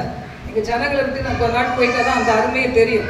எங்கேயாவது ஒரு ஃபாரின் போயிட்டு ஒரு 3 மாசம் கழிச்சு வந்தேன்னா அப்பதான் எங்க ஜனங்கள் சொல்லுவாங்க, சிஸ்டர் நீங்க வரும்போதே அண்ணாகிட்ட வருது சிஸ்டர், அப்படியே எங்க மேல ஒரு நெருப்பு மாதிரி இருக்கு சிஸ்டர் சொல்லுவாங்க. டெய்லி பார்த்தா எப்படி இருக்கும், வேற வேலை கிடையாது வந்துருச்சுன்னு நினைப்பாங்க. அது மாதிரி எலியாவுடைய கரத்துக்கு தண்ணீர் பார்த்த எலிசா பார்த்தீங்களா, 2 மடங்கு ஆசீர்வாதம், 2 மடங்கு ஊழியம், 2 மடங்கு வரங்கள் கொடுத்தாரு பாருங்க. ஒன்றும் செய்ய வேணாம், சாதாரணமா இணைஞ்சிருங்களேன், உத்தமமான இருதயத்தோட தேவனுக்கு பயந்து அது அப்படியே டிரான்ஸ்ஃபர் ஆகிட்டே இருக்கும். எங்க ஜனல்ல என் கூட வராது, ரொம்ப நேரம் இவளோட இருக்கக்கூடாது அப்படின்னு. இன்னைக்கு ஒரு தண்ணி எடுக்கிறதுக்கு மேலே வாங்குற வரவே இல்லது, கீழே உட்காந்துருது, போன் மேல போன் அடிக்குது. எப்படி பாருங்க, கூலிக்காரன் இணையத்துக்கு பயம், அப்படி பார்க்கறது கூட பயப்படுதுங்க. நம்ம அப்படின்னா என்ன அர்த்தம், வேற யாரும் உள்ள கிட்டதுன்னு அர்த்தம். அப்போ ஆண்டு ஒரு நல்ல தேவன். நீங்க யோசித்து பாருங்களேன், நீங்க யோசித்து பாருங்க, நீங்களே சூஸ் பண்ணிக்கங்க. நீங்க இவங்கள தான் நான் சொல்லலை. ஒரு சிலருக்கு ஒருத்தவங்களை பார்த்தா பிடிக்காது, என்னைய சில பேருக்கு பிடிக்காம இருக்கலாம். என் பேத்தி சொல்லுவோம், உங்களை பார்த்து எனக்கு பிடிக்கவே இல்லை, எப்போ பார்த்து ஜெபம் பண்ணிட்டு இருக்கிறேன், எப்போ பார்த்தா பாட்டு பாடிங்க, எப்போ பார்த்தாலும் நீ உன் ஃப்ரெண்ட்ஸோடையே பேசிட்டு இருக்க, உன்னை பிடிக்கவே இல்லை, என் கூட பேசுறது உனக்கு முடியுதா அப்படின்னு. என்ன பண்றது, ஊழியத்தை எங்க போனாலும் விட முடியுமா? யோசித்து பாருங்களேன். ஹல்லேலூயா. தெரியாம சொல்லுது அந்த பிள்ளைல. கொஞ்சம் வளர்ந்துச்சுன்னா என்ன சொல்லும், கை வச்சு ஜெபம் பண்ணுன்னு சொல்லும், உன் அபிஷேகத்தெல்லாம் கொடுத்துருன்னு சொல்லும். கர்த்தருடைய வாசனை நமக்கு ஒன்று சொல்லியிருக்கு, அந்த வசனம் ஞாபகம் இருக்குதா? உன் மீது இருக்கிற ஆவியும் உன் வாயிலிட்ட வார்த்தைகளையும் உன் சந்ததியை விட்டு உன் சந்ததியை விட்டு விலகுனது இல்லை. எத்தனை பேர் இந்த வசனத்தை சொல்லி பிள்ளைகளுக்கு ஜெபிக்கிறீங்க? இனிமே ஜெபிங்க, சரியா? இருக்குதா? ஏசாயால எத்தனாவது அதிகாரம்? 65. எனக்கு சரியா தெரியல. 59:20. நம்ம படிச்சு ஜெபம் பண்ணிட்டு இருக்கியா? திடீர்னு வந்துருச்சு. சரி, நீங்க அதை வச்சு ஜெபம் பண்ணி பாருங்களேன். என் மேல் வைத்த ஆவியும் என் வாயில் வார்த்தைகளும் என் சந்ததியை விட்டு விலகாத. வசனத்தை வச்சு நீங்க கன்ஃபர்ஸ் பண்ணுங்க. அப்ப அடிக்கடி பார்க்க, ஆண்டவர் என் மேல இருக்க ஆவி சரியா இருக்குதா? கோவாவி, எரிச்சல் ஆவி, கசப்பு ஆவி, இதெல்லாம் என் பிள்ளைகிட்ட போயிடக்கூடாது. ஃபில்டர் பண்ணி கொடுங்க ஆண்டவரே, என்னையும் மாத்துங்க. அதே சமயம் நம்ம பிள்ளைகளுக்காக ஜெபம் பண்ணும்போது என்ன செய்யும், அது அப்படியே டிரான்ஸ்ஃபர் ஆகிட்டே போவோம் பாருங்க. மெடிக்கலி நீங்க பாத்தீங்கன்னா, உங்க அம்மா அப்பாவுக்கு ஹார்ட் அட்டாக் வந்துச்சா, உங்க அம்மா அப்பாவுக்கு சுகர் இருந்துச்சா கேட்குறாங்களா இல்லையா டாக்டருங்க? அது கூட பொய் தான். நம்ம இயேசுவின் ரத்தத்தினால கழுவப்பட்ட பிள்ளைகள். ஒரு மாசம் திருவிருந்துல பங்கு பெறுகிறீங்க, அவருடைய ரத்தம் போகுது, அவருடைய சரீரம் போகுது. நீங்க சாப்பிடும்போது எப்படி உள்ள கிடக்கிற அம்மா அப்பா ரத்தமே அப்படியே இருக்கும். ஆண்டவர் சொல்றார், ஆவியிலே பிறந்த பிள்ளைகள் நீங்க, தேவனாலே பிறந்த பிள்ளைகள். அப்ப எப்படி முன்னோர்களுடைய ரத்தமே உங்களுக்கு ஓடி, அவங்களுக்கு கேன்சர் இருந்தா அவங்களுக்கு வர்றதுக்கும், அவங்களுக்கு வீசிங் இருந்தா அவங்களுக்கு வர்றதுக்கும், அவங்களுக்கு சுகர் இருந்தா அவங்களுக்கு வர்றதுக்கும் ஒரு நாள் ஏற்றுக்கொள்ளக்கூடாது. ஹல்லேலூயா, ஹல்லேலூயா. நம்ம மேல இருக்கிற சாபத்தை முறிக்கதான் சாபமான முள்முடியில ஆண்டவர் தலையில ஏற்றுக்கொண்டார். ஹல்லேலூயா. யாரு உங்களுக்கு சாபம் அனுப்பினாலும் சரி, சாபத்தை சொன்னாலும் சரி, அவங்க விட்ட சாபம், இவங்க விட்ட சாபம், இவங்க விட்ட சாபம், எதுவுமே உங்களை ஒன்றும் செய்யாது. ஆனா நாம சபிச்சா மாட்டேங்குவோம். ஜீவனை விரும்பி நல்ல நாட்களை காண வேண்டும் என்று நீ நினைத்தா என்ன செய்யணும்? ஆசீர்வதி மற்றவங்களை ஆசீர்வதிக்காம கரண்டு முரடா பேசிக்கிட்டே இருந்தா நமக்கு அதான் கிடைக்கும். எதை மனுஷன் விதைக்கிறானோ அதை தான் அறுப்பான் இல்ல? அப்ப ஆண்டவருடைய வார்த்தை சொல்லி பாருங்க, தாழ்மை உள்ளவர்களுக்கு கிருபை அளிக்கிற தேவன். மோசே ஆண்டவரோட பேசி பழக்கப்பட்டதுனால அவர் ஒரு வேலைக்கார மாதிரி நடத்தல, கனம் கொடுக்கிறார் பாருங்க. அந்த ராத்திர 33 பாத்தீங்கன்னா 12:13 ஆண்டவர் பேசினவன, இன்னைக்கு நமக்கு கொஞ்சோண்டு வரங்கள் வந்துட்டா தலகனம் வந்துடும் பாருங்க. முன்னாடி வரும் எனக்கு கூட அப்படியே அப்போ நல்லா பண்ணிட்டோம்ல, நீ செம்மையா இருந்துச்சு ஊழியம் நானே சொல்லிக்குவேன், ரொம்ப ஜாலியாக இருப்பேன். அப்போ தான் பிசாசு வந்து என்ன செய்வான், முட்டுன்னு ஒரு கொட்டு வைப்பான். ஆண்டவர் அனுமதிப்பார். ஐயோ இப்போ என்னடா பயங்கர வயிற்று வலியாக இருக்குது, தலை சுத்துது, யாரோ என்னையே பார்க்குற மாதிரியே இருக்குது, முறைச்சி பார்க்குற மாதிரியே இருக்குது. அப்போ நான் இந்த கண்ணுக்கு தப்புன்னா நான் என்ன செய்யணும், கர்த்தரின் நாமம் பலத்த துருகம், நீதிமான் அதற்கு ஓடி சுகமாய் ஓடி வந்துடணும், பயம் வந்துடும். அது மாதிரி பார்த்தீங்கன்னா இந்த மோசேக்கு ஆண்டவரோட பழக்கப்பட்டதுனால ஆண்டவரேனா ஒரு சாதாரண ஆளாலும் தெரியல. சொல்ற ஆண்டவரே நீ வரப்போகிறேன்னு சொன்னீரே, மோசே என்னை கொண்டு பெரிய காரியம் செய்ய போறேன்னு சொன்னீரே, இந்த ஜனங்களை அழைத்து கொண்டு போன்னு சொன்னீரே, என் கூட யார் வருவாங்க நீ சொல்லல, உங்களுடைய கண்கள் எனக்கு கிருபை கிடைச்சிச்சான்னு கூட தெரியலையே.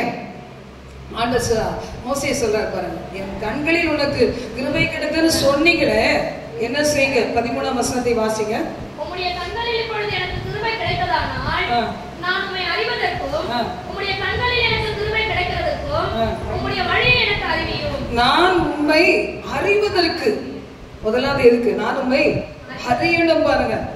நான் தான் அறிஞ்சுக்கிட்டேன், இயேசுதான் ரட்சகர்னு எனக்கு தெரியும், அவர் சுகமளிக்கிறவன் எனக்கு தெரியும், மறுபடியும் வரப்போகிறவன் தெரியும், இனி என்னதான் தெரியணும்? அப்படி இல்லை, இன்னும் உம்மை அறிய வேண்டுமே, இன்னும் உம்மை கிட்டி சேர வேண்டுமே. ஆண்டவர் அறிய அறிய அறிய பார்த்தீங்கன்னா எதிராளியை பார்த்து நம்ம பயப்படவே மாட்டோம். அது இன்னைக்கு ஒரு பொண்ணு அப்படிதான் சொல்லிச்சு, பயங்கர பிரச்சனை சிஸ்டர், ஆனால் நேற்று ஒரு மெசேஜ் கேட்டுட்டே இருந்தேன், அப்போதான் எனக்குள்ள ஆவியானவர்ல நிறைஞ்சு அந்நிய பாஷை பேசணும்னு தோணிச்சான். அது வரைக்கும் இதே பிரச்சனையை நினச்சி நினச்சி நினச்சி நான் சொன்னேன், இப்போ என்ன நாள் வருது, வரதான் செய்யும், இதெல்லாம் வரதான் செய்யும். நீ வசனத்தை மட்டும் வச்சு எனக்கு விரோதமாய், நீ கணவனுக்கு விரோதமாய், பிள்ளைகளுக்கு விரோதமாய், பிசினஸுக்கு விரோதமாய், சரீர சுகத்துக்கு விரோதமாய், நிம்மதிக்கு விரோதமாய், பொருளாதார தடைகள், பொருளாதாரத்துல ஆசீர்வாதம் உண்டாகிறதுக்கு, வியாபாரத்துக்கு விரோதமாய் உருவாக்கப்பட்டிருக்கிற அனைத்து ஆயுதங்களும் இயேசுவின் நாமத்தால் வாய்க்காதை போகட்டும், அவைகளை கட்டியப்படுத்துறேன்னு சொல்லி ஜெபம் பண்ணு, உள்ளத்துல சமாதானம் வரும்னு சொல்லு. அந்த மாதிரி பாத்தீங்கன்னா இன்னைக்கு அநேகருக்கு என்ன செய்யறது, சரண்டர் ஆயிடுறாங்க. எதிர்ப்பு வந்தவுடனே சரண்டர் ஆயிடுறாங்க. யுத்தம் வந்தவுடனே ஒரு எதிரி ராஜா வந்து ஐயோ சரண்டர், நீ ஒன்று துப்பாக்கி தூக்கிறாரு, நான் சரண்டர் சொல்வானா? என்கிட்ட இருக்கிறதெல்லாம் திரட்டி நானும் கூட ஒரு ட்ரை பண்ணி பார்க்குறேன். அதான் உண்மையான ராஜா. உண்மையான ராஜா தன் ஜனங்களை விட்டுறக்கூடாது, தன் தேசத்தை காப்பாற்றணும். நம்முடைய அரசியல் தலைவர்கள் தேசத்தை காப்பாற்றணும். ஒவ்வொரு மாவட்ட, மாநில, கிராம, பட்டணத்தில் இருக்கிற அரசியல் தலைவர்கள் அவங்கவுங்க ஜனங்களை காப்பாற்றணும். ஒரு துறையை சேர்ந்த லீடர்ஸ் காப்பாற்றணும். ஜனங்கள் நம்பி தானே அவங்களை சூஸ் பண்ணி வச்சிருக்கிறாங்க. அதுக்கெல்லாம் நம்ம ஜெபிக்கணும், ஆசீர்வதிக்கணும், அவங்களை ஆசீர்வதிக்கணும். நல்லா வாழட்டும், நல்ல ஆரோக்கியத்தை தாரு, பாதுகாவலை தாரு, நல்ல ஞானத்தை தாரு, புத்தியை தாரு. அரபு கண்ட்ரியில இருக்கிற நம்ம பிள்ளைகள் எல்லாம் ஜெபிக்கிறாங்க, ராஜாக்களை ஆசீர்வதியும், அதிகாரிகளை ஆசீர்வதியும், பிரபுக்களை ஆசீர்வதியும். எங்களுக்கு நல்ல ஃபெசிலிட்டி பண்ணி கொடுத்துருக்காங்களே, எங்களை காப்பாத்துறாங்களே, நல்ல ஒரு சர்ச்சில் நம்மளுக்கு இடம் கொடுத்துருக்காங்களே, பாதுகாவல் கொடுத்துருக்காங்களே, ஆசீர்வதின்னு சொல்றாங்க. நம்ம தேசத்தை ஆசீர்வதிக்கிறோமா? கஷ்டப்பட்டாத ஆசீர்வதிச்சுக்கோங்கள. என்னென்னமோ நடக்குதுதான், நம்ம ஆசீர்வதித்தாதான் அதுவே ஆசீர்வதிக்கப்படும், நம்ம தேசம் ஆசீர்வதிக்கப்பட முடியும். ஹல்லேலூயா, ஹல்லேலூயா. அப்ப தாழ்மை உள்ளவர்களுக்கு கிருபை அளிக்கிற தேவன். இயேசு தாழ்மையா இருந்தாரு, மோசே தாழ்மையா இருந்தாரு, தாவீது தாழ்மையா இருந்தாரு. இது வரைக்கும் நீர் இதெல்லாம் எனக்கு சொல்றதுக்கு நான் ஏமாத்திரம் ஆண்டவரே, எவ்வளோ பெரிய நியூஸ் சொல்றீங்களே, நான் ஏமாத்திரம் ஆண்டவரே. தண்டனை வாங்கின ஆகாப் தன்னை தாழ்த்தினாரு, ஆண்டவர் செய்யணும்னு நினைச்ச மாத்திட்டார். தாழ்மை வேணும் இல்ல? அதிக நேரத்துல பாருங்க, பெண்களுக்கு தாழ்மை வேணும். ஆனா நம்ம தான் குடும்பத்தை கட்டணும்னு சொல்லி போட்டிருக்கு, நம்மளுக்கு தாழ்மை வேணும் இல்ல? ஹஸ்பண்ட்க்கு சம்பாதிச்சு கொடுக்கணும்னு ஒரு கட்டளை கொடுத்துருக்காரு, சம்பாதிச்சாதான் மதிப்பு. நான் சம்பாதிக்கிறேன், நீ வேலைக்கு போயிட்டு நான் வீடு பெருக்கி நம்ம பாத்திரத்தை விளக்குறேன்னு சொன்னா மதிப்பே கிடையாது. அது ஆண்டவரே சொன்னது. ஹஸ்பண்ட்க்கு என்னது, நெத்தி வேர்வை விட சம்பாதிக்கணும், அதுதான் உனக்கு பெருமை, அதுதான் உன்னை வந்து ஆசீர்வாதத்துக்குள்ள கொண்டு வரும். வாலிப மகன்களுக்கு என்ன ஆசீர்வாதம்? நல்ல கொழுக்க இருக்கிறது கிடையாது. அவங்க எவ்வளவு பராக்கிரமம் செய்யறாங்க, வாலிப வயசுல உள்ள பலனை எவ்வளவு ஆண்டவர் கொடுக்குறாங்க, திறமை எவ்வளவு கொடுக்குறாங்க. யோசிச்சு பாருங்க. சாரா டவுராஜா சொன்னாங்க பாருங்க, அது மாதிரி என் பிள்ளைங்க என்னை கிண்டல் பண்ணும். நான் சின்ன ஆண்டவர் ஊழியத்தை செஞ்ச புதுசுல எனக்கு ரொம்ப ஆவிக்குரிய வெளிச்சம் தெரியாதனால எப்போ பார்த்தா தொண்டை ரிப்பேர் ஆகும். ஒரு மெசேஜ் கொடுத்தோன்னா 4 நாள் தொண்டை திறக்க முடியாது. அப்போ சொல்லுவேன், ஆண்டவரே நான் நல்லா பாடுவேன் ஆண்டவரே, தொண்டை கட்டக்கூடாது, எனக்கு ரொம்ப ஐஸ்கிரீம் பிடிக்கும், விட்டுறேன் ஆண்டவரே. அன்னைக்கு விட்டவ தான் இன்னைக்கு வரைக்கும் தொடவே இல்லை. எந்த ஃபாரின் ஐஸ்கிரீமும் அசைக்கவே இல்லை. என் பிள்ளைன்னு சொல்லுவாங்க, கொடுத்து வைக்காதது இது, இதை சாப்பிட்டு பாருங்கம்மா, கொடுத்து வச்சிருக்கணும். அது நீ கொடுத்து வச்சு நீ சாப்பிட்ட, எனக்கு வேணாம், எனக்கு தொண்டை காப்பாற்றணும் அப்படின்னு சொல்லிட்டு ஐஸ்கிரீம் தொடவே மாட்டேன். ரொம்ப பிடிச்சது. அப்போ கேட்பாங்க, என்ன நீங்கள் சாராயண ரோஜி நினைப்பா அப்படின்னு. ஆமாம் அப்படிதான் வச்சுக்கோ. ஹேமாச்சார் நினைப்பா, ஆமாம் அப்படியே வச்சுக்கோ அப்படின்னு சொல்லுவேன். எழுந்தா காக்கா கத்துற மாதிரி இருக்குது, காலையில் எழுந்து தூங்குறவங்களே எழுப்பி விடுறீங்க அப்படின்னு சொல்லுவாங்க. இப்பதான் புரியுது, இந்த காக்கா கத்துறது இயேசு ரொம்ப பிடிச்சிருக்கு. ஹல்லேலூயா, ஹல்லேலூயா, ஹல்லேலூயா. உங்களை நேசிக்கிற ஒரு ஆண்டவர், நீங்க வாழணும்னு நினைச்சிருக்கிற ஒரு ஆண்டவர், நீங்க வெற்றி பெறணும்னு நினைக்கிற ஆண்டவர், உங்களுடைய எல்லாவித நெகட்டிவ் சூழ்நிலையிலையும் ஆயுசு காலங்களை பெருக செய்கிற ஆண்டவர், வரங்களால நிரப்பணும், வல்லமையால நிரப்பணும் அப்படி நினைக்கிற ஆண்டவர். இன்னைக்கு சத்துருவை பார்த்து பயந்து பயந்து நடுங்கி கொண்டிருக்கிற உங்களை, உங்களுக்கே கிருபைகளை கொடுத்து அவங்களை நடுங்க செய்ய நினைக்கிற ஆண்டவர் நம்மோடு கூட இருக்கிறார். ஒன்னே ஒண்ணு, உலக கவலை எடுத்து போட்டுருங்க. யாருக்கு இல்லை கவலை? உலகத்துல யாருக்காவது கவலை இல்லையா? எவ்வளவு பெரிய ஊழியக்காரங்களானா அதுக்கேற்ற கவலைகள் உண்டு.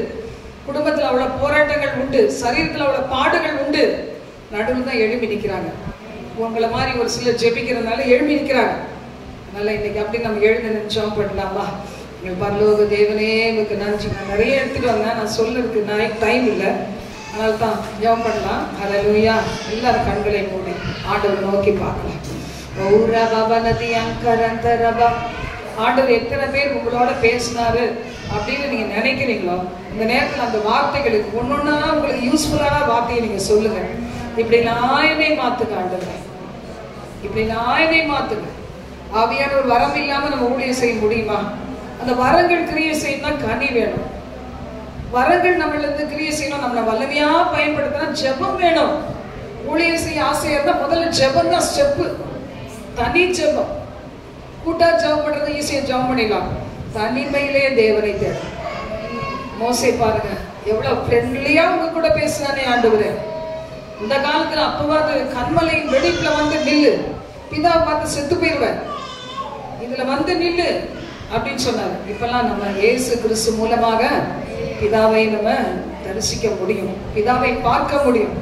இயேசுவை பார்த்தா பிதாவை பார்த்தது. நீங்க ஆவிக்குரிய மேலான காரியங்கள் மேல ஆசை வச்சீங்கன்னா பூமிக்குரிய காரியங்கள் எல்லாம் ஈஸியா கொடுத்துருவாரு. ஹல்லேலூயா, ஹல்லேலூயா. எனக்கு விரோதமா மந்திரம் பண்ணி நான் சாவணும் வச்சாங்க. என் வயிறெல்லாம் வீங்கி கஷ்டப்பட்டுட்டு இருக்கும்போது பாருங்க, நல்ல ஒரு ஊழியக்காரர் கலைமணி பிரதர், அவங்களுடைய கூட்டத்துக்கு, விடுதலை கூட்டத்துக்கு நான் போவேன். அப்ப வெளிப்பாடு கொடுத்தாரு, உனக்கு விரோதமா இந்த உங்களுடைய ரத்த சம்பந்தமான பிள்ளைகளை சாகணும்னு வச்சிருக்காங்க, ஆனா நீ சாக மாட்டேன், இது மாதிரி அநேக பிள்ளைகளை விடுவிப்பாயின்னு சொன்னார். அதே மாதிரி வரங்களால் நிரப்பினார். உங்களையும் நிரப்புவா இருப்பாங்க. நீங்க சத்துருக்கள் முன்னாடி வெட்கப்பட்டு போகவே மாட்டீங்க. அபிஷேகத்தை புதுப்பித்துக் கொள்ளுங்க, அக்னியை புதுப்பித்துக் கொள்ளுங்க.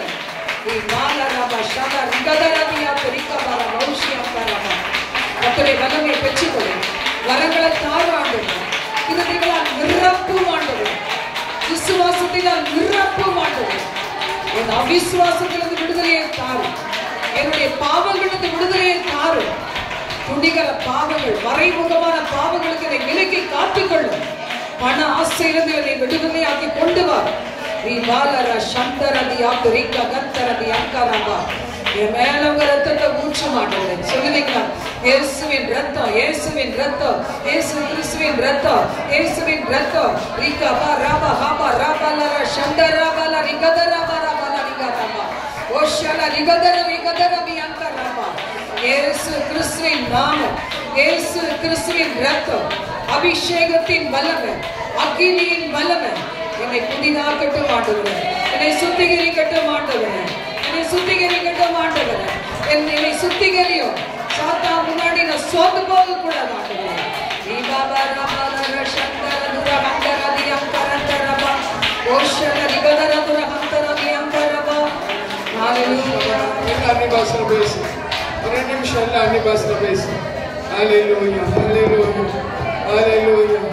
அற்புதங்களை செய்கிறவர்கள் மத்தியில் நீ கடந்து வந்திருக்காங்க. நன்றி தேவனாகிய கர்த்தர். அன்றுவரே கேட்ட வசனத்தின் பிரகாரமாக ஏற்ற நேரத்தில் எங்களை உயர்த்துகிற தேவன், தாழ்ந்தவர்களுக்கு கிருபை அளிக்கிற தேவன், ஆண்டவரே சிலுவையில் மரண பரியந்தம் தாழ்த்தின தேவன் எங்களுக்காக ஆண்டவரே பரலோகத்தில் வீற்றிருக்க வேண்டிய தேவாதி தேவன் ஆண்டவரே இந்த மண்ணுக்கு இறங்கி வந்து அப்பா சிலுவையினை தாழ்த்தினீரே ஆண்டவரே ஆசீர்வாதங்களை பெற்றுக்கொள்ள முடியாது அற்புதங்களை பெற்றுக்கொள்ள முடியாது ஆண்டவரே அப்பா சோதரம் நீ உண்மையே பலியாக கொடுத்த தேவாதி தேவனை நன்றியோடு துதிக்கிறோம் துதிக்கிறோம் துதிக்கிறோம் துதிக்கிறோம் ஆண்டவரே மக்கள் நன்றி செலுத்துகிறோம் ஹல்லேலூயா ஹல்லேலூயா ஹல்லேலூயா நல்ல உற்சாகமா கரங்களை தட்டி கர்த்தருக்கு நன்றி செலுத்துவோம் கேட்ட நல்ல வார்த்தைக்காக நல்ல வாக்குத்தத்தமான வசனத்துக்காக தேவனாகிய கர்த்தர் நாளை மத்தியில பேசி இருக்கிறதுக்காக நம்ம ஆண்டவருக்கு நன்றி செலுத்துவோம் ஹல்லேலூயா ஹல்லேலூயா எல்லா உற்சாகமா கரங்களை உயர்த்தி ஒரு அல்லேலூயா சொல்லுமா எத்தனை பேருக்கு பிரயோஜனமா இருந்தது உட்காருவோம் மத்தியில யாராவது சாட்சி யாராவது நீங்க சொல்லணும்னா போன மாசம் நீங்க வந்தீங்க இல்லையா போன மாசம் நீங்க அட்டென்ட் பண்ணவங்க தேவன் உங்களுடைய வாழ்க்கையில கர்த்தர் அற்புதத்தை செய்திருப்பா நிச்சயமா. ஏன்னா ஒரு சிலர் வந்து அதை வந்து சாட்சியா சொல்றதுக்கு என்ன செய்யறாங்க வெட்கப்படுறாங்க. மற்றவங்களுடைய பக்தி விருத்திக்காக அந்த சாட்சி நீங்க சொல்லும்போது கர்த்தருடைய நாமம் அங்கே மகிமைப்படும். அதாவது 1-2 பேர் நீங்க வந்து அந்த சாட்சிகளை நீங்க சொல்ல முடியாது உங்களை அன்போடு கேட்டுக்கொள்கிறேன். அப்படி யாராவது இருக்கீங்களா? வாங்க சீக்கிரம். வந்து ரொம்ப டைம் எடுக்கக்கூடாது, ஒரு 2 நிமிஷம் அந்த மாதிரி தான். அதுக்கு பிறகு ஒரு ஸ்பெஷல் சாங்கு காணிக்கை பகுதி, ஏன்னா நமக்கு லஞ்ச் ரெடி ஆகும். அதனால சாட்சியை நம்ம கேட்போம்.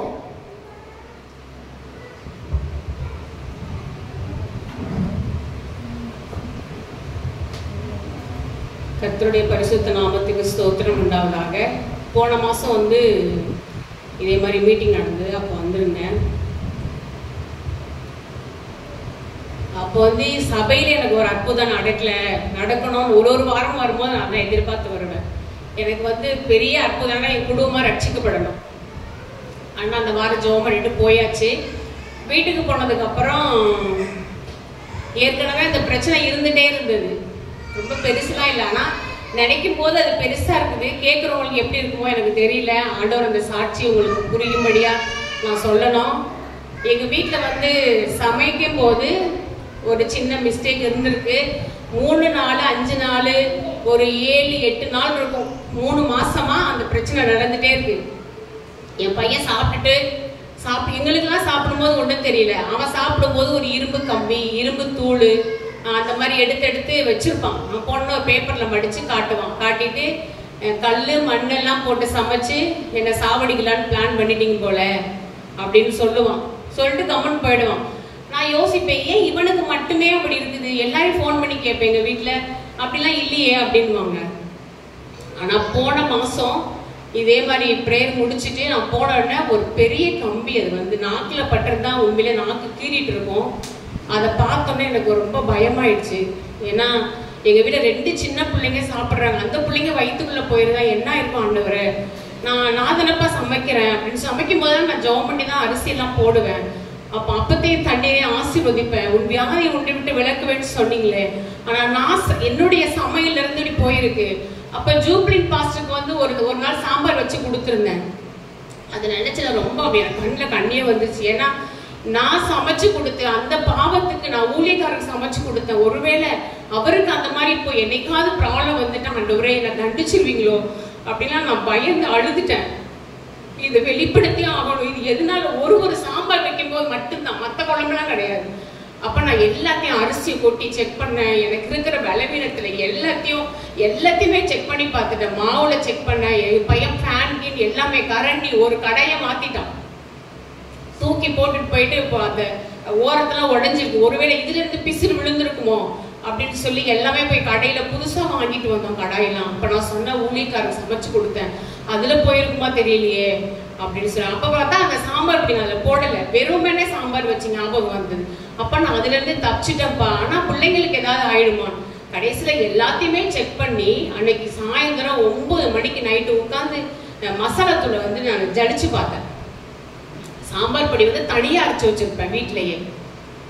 அந்த பொடியில பாத்தீங்கன்னா நிறைய தூள், பொடி ஃபுல்லாவே அப்படி ஜிகனா மாதிரி தூள். பெரிய பெரிய வந்துட்டு குச்சி மாதிரி நம்ம தொடப்பு குச்சி லாஸ்ட்ல முனையில இருக்குமே அது மாதிரி கம்பிங்க. அப்படியே எனக்கு உண்மையிலே ரொம்ப நான் அழுகுற மாதிரி ஆயிட்டேன். என் பிள்ளைங்களுக்கு எத்தனை வயிற்றுக்குள்ள போச்சு தெரியல ஆண்டவரே, நீங்க மட்டும்தான் இதுவரைக்கும் என் குடும்பத்தை காப்பாத்திருக்கிறீங்க அப்படின்னு சொல்லிட்டு அதை எடுத்துக்கிட்டு அரைக்கிற மிஷினுக்கு போனோம். ஏன்னா அங்கதான் ப்ராப்ளம் நடந்திருக்குன்னு கண்டுபிடிச்சிட்டோம். அங்க போறதுக்குள்ளே என் பையன் வந்து அந்த உணவுத்துறைக்கு எதுக்கும் கம்ப்ளைண்ட் பண்ணிட்டு போய், ஏன்னா அவர் கேட்கும் போது சரியான பதில் சொல்லல. அந்த அரைக்கிற மனுஷன் போய் கேட்டாமா அதெல்லாம் ஒண்ணாகாதுமா, இதை தூக்கிட்டு வந்துட்டேன் அப்படின்னு ஒரு அசால்ட்டா ஒரு பதில் சொல்லும் போது எனக்கு ரொம்ப பயங்கர கோபம். எத்தனை குழந்தைங்களுக்கு இது மாதிரி அரைச்சு கொடுத்துருப்பீங்க, ஏன் நீங்க அதை யோசிக்க மாட்டீங்க? ஒரு மனுஷனோட உயிர்ல விளையாடுறது இவ்வளவு அசால்ட்டா பதில் சொல்றீங்க அப்படின்னு. என் பையன் சொன்னா நீங்க பேசுற இடம் இதுல, நீங்க வாங்க நிறுத்திட்டு வந்துட்டான். அப்புறம் சாயந்தரம் ஓனரை போய் பார்த்துட்டு பேசணும். அவங்க தான் எங்கள்கிட்ட வந்து சாரிப்பா இது தெரியாம நடந்துருச்சு, எல்லாரையும் கூப்பிட்டு விசாரிச்சாங்க, எல்லாம் பண்ணாங்க. நான் 2-3 பேர்ட்டு அதுக்கு முன்னாடி ஃபோன் பண்ணி சொல்லிட்டேன் இங்க எதுவும் அரைக்காதீங்க, ஏன்னா இந்த மாதிரி நடந்துருச்சு. அவங்க வந்து ரொம்ப அசால்ட்டா பதில் சொல்றாங்க அப்படின்னு. இதுல இருந்து தேவனாகிய கர்த்தர் எங்களை பாதுகாத்தது அவர் மட்டும்தான், அவர் வார்த்தை மட்டும்தான். ஏன்னா இது உள்ள போயிருந்துச்சுன்னா அது நான் இன்னுமே வச்சிருக்கேன். அந்த தூளை அவ்வளவு பொடி அப்படி துகளா நிறைய துகள், சின்ன சின்ன கம்பிங்கெல்லாம் நிறைய இருக்குது. ஒருவேளை அது வயிற்றுக்குள்ள போயிருந்தா அது விபரீதம் பெருசாயிட்டு இருக்கும். அது போய் நான் ஆஸ்பத்திரியில போயிட்டு ஏதாவது ஆகி அதுக்கப்புறம் ஆண்டவர் என்னை காப்பாத்தினாலும் சாட்சி சொல்றத பார்க்கிலும் என் தேவனாகிய கர்த்தர் என்னோடு இருந்து ஒரு பெரிய காரியத்தை என் குடும்பத்துல செய்தாரு. அதற்காய் நன்றி செலுத்துகிற தேவனாகிய கர்த்தர் இன்னுமா எங்களை சாட்சியா நிறுத்தணும். அதற்காக ஜெபித்துக் கொள்ளுங்க இயேசுவின் நாமத்தில். ஆமென்.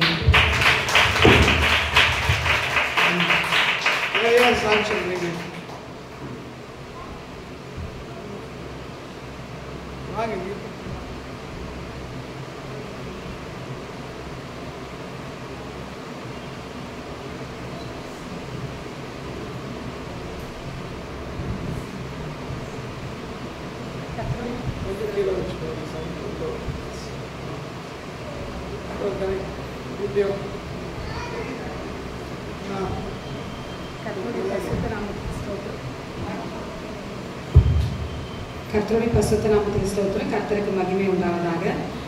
நான் தொடர்ந்து இந்த அமாவாசை ப்ரேயருக்கு வரேன். எனக்கு இந்த ப்ரேயர் வந்து ஒரு ஆசீர்வாதம். ஃபஸ்ட்டு மாதம் வரும்போது எனக்கு ரொம்ப ஆசீர்வாதமாக இருந்தது. 2வது மாதமும் நான் வந்து முதல் மாதம் எங்கள் ஒரு சகோதரியை கூப்பிட்டு வந்து அவங்களுக்கு ஒரு விடுதலை ஆண்டவர் கொடுத்தாங்க. 2வது மாதம் வரும்பொழுதும் ஆண்டவரை கூட பேசினாங்க. இது 3வது மாதம். இந்த மாதத்துலேயும் ஆண்டவர் வந்து தாழ்மையை குறித்து பேசினாங்க. ஏன்னா என் இடத்துல உண்மையிலேயே தாழ்மைலாம் எனக்கு என்னன்னே தெரியாது. ஏன்னா அந்த அளவுக்கு பெருமையாக இருந்திருக்கேன். நிறைய அதாவது எங்கள் குடும்ப சூழ்நிலை அதனால் நான் ரொம்ப பெருமை, எல்லாவற்றிலுமே நான் பெருமையாக தான் இருக்கேன். தாழ்மையாக எனக்கு கிடையவே கிடையாது. ஆனாலும் ஆண்டவர் அந்தந்த நேரத்தில் அந்தந்த வார்த்தைகளை பேசி ஆண்டவர் என்னை நடத்துகிறார். இந்த நாளில் கூட தாழ்மையை பற்றி பேசும்பொழுது நான் அதை உணர்ந்தேன், நான் இன்னும் தாழ்மையாக இருக்கணும் அப்படின்ட்டு. அதுக்காக நான் ஆண்டவருக்கு நன்றி செலுத்துகிறேன். ஏன்னா ஒவ்வொரு நம்மளுடைய வாழ்க்கை வந்து நித்திய ஜீவனை நோக்கி நேராக போகணும் அப்படின்னா நம்முடைய வாழ்க்கையில் நிச்சயமாக தாழ்மை வேணும். மரண பரியந்தமும் அவர் நம்மளை தம்மை தாழ்த்தினார். அதுபோல் நாமும் ஆண்டவருடைய சமூகத்தில் தாழ்த்தி நம்ம முழுமையாக அர்ப்பணிக்கும் பொழுது நம்மளை ஆண்டவர் உயர்த்துவார். இந்த வேலையில் ஆண்டவர் இந்த வார்த்தை நிமித்தம் பேசினதுனால ஆண்டவருக்கு நன்றி செலுத்துகிறேன், சகோதரிக்கு நன்றி செலுத்துகிறேன். இந்த சாட்சி ஆண்டவர் ஆசீர்வதிப்பார்.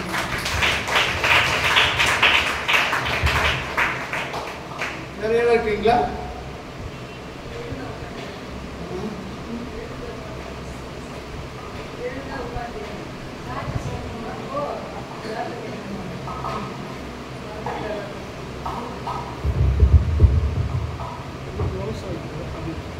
கர்த்தருக்கு சோத்திரம்.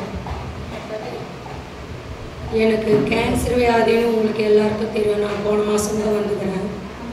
கேன்சர் வியாதினா ஆண்டவர் எனக்கு வந்து மார்பில் வந்தது, எனக்கு கட்டி மார்பை வந்து எடுத்துட்டாங்க.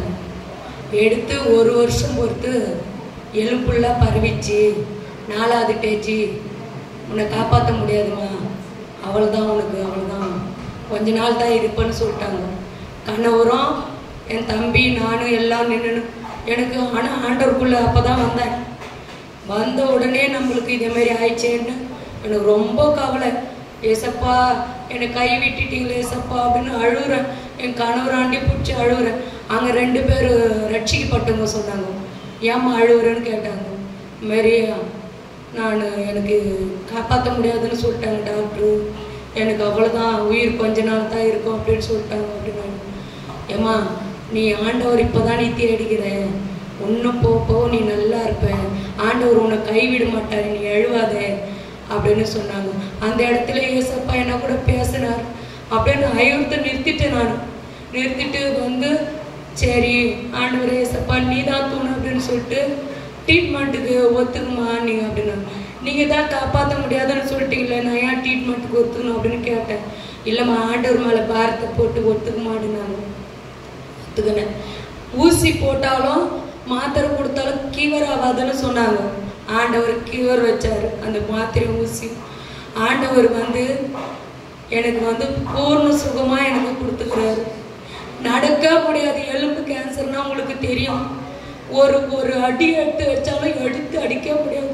என்ன மாரிக்கிறவங்களாம் எல்லாரும் மறிச்சு போயிட்டாங்க ஆண்டவர்.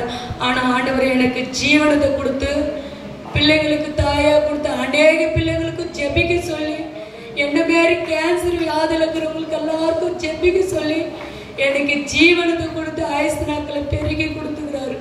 அவருக்கு கொடான கோடி நன்றி. அம்மாவும் நல்ல எனக்காக ஜெபம் பண்ணாங்க. என் பிள்ளைங்களும் நானும் எனக்காக ஜெபம் பண்ணாங்க. ஆனால் ஆண்டவர் டாக்டர் காப்பாற்ற முடியாதுன்னு சொன்னாங்க. ஆனால் நான் ஜெபிச்சேன், ஏசப்பா எந்த டாக்டர் என்னை காப்பாற்ற முடியாதுன்னு சொன்னாங்களோ அதே டாக்டர் ஸ்கேன் பண்ணி பார்த்துட்டு இது நார்மலாக இருக்குதுன்னு சொல்லணும் ஏசப்பா அப்படின்னு சொல்லி ஜெபம் பண்ணேன்.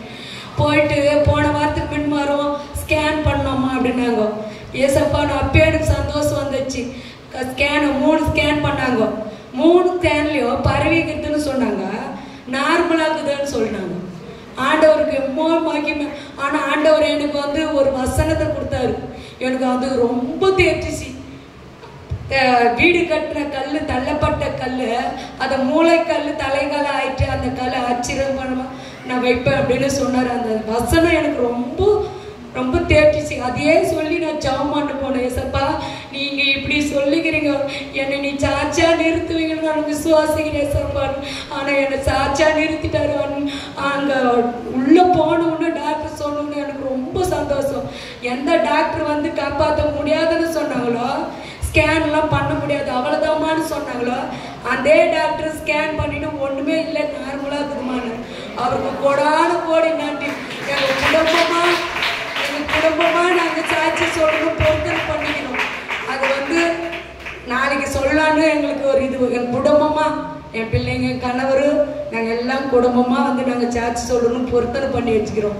அது நாளைக்கு சொல்ல போறேன். இன்னைக்கு எனக்கு ஆண்டவர் அதை எனக்கு சொல்லிக்கிட்டே இருந்தார், நீ போய் சாட்சி சொல்லணும். அதனால இந்த இடத்துல சாட்சி சொல்லணும்னு என் ஆண்டவரை நிறுத்திக்கிறாரு. அவருக்கு கொடான கோடி நன்றி. எனக்கு சேர்ந்த அற்புதத்தை உங்களுக்கும் செய்வாரு. ஆண்டவரை கெட்டியமா புடிச்சுக்கணும். அவர் கையே விட மாட்டாரு. நம்புறவங்கள வெக்கப்பட விட மாட்டாரு. எங்க அண்ணன் தம்பி மத்தியில, என் சொந்த பந்த மத்தியில என்னை வெக்கப்பட விடல ஆண்டவர். என்னை தலை நிமிர்ந்து வாழ வச்சுக்கிறேன். என்னை தலை நிமிர்ந்து இப்ப வாழறன்னு அவரோட கிருபை. அவர் என் உயிர் பிச்சா போட்டுக்கிறாரு. உயிர் பிச்சா போட்டுக்கிறாரு. அவருக்காக நான் சூசைட் சொல்லிடுவார். என்ன மாதிரி கேன்சர் வியாதியில் இருக்கிறவங்க எல்லாருக்கும் என்னை பத்தி நான் சொல்லிடுவாரு. ஆண்டவர் என் உயிர் பிச்சா போட்டுக்கிறாரு. இப்ப நான் நடக்கிறேன்னு ஓடுறேன்னு அவரோட பணம் எனக்கு கொடுத்துக்கிறாரு.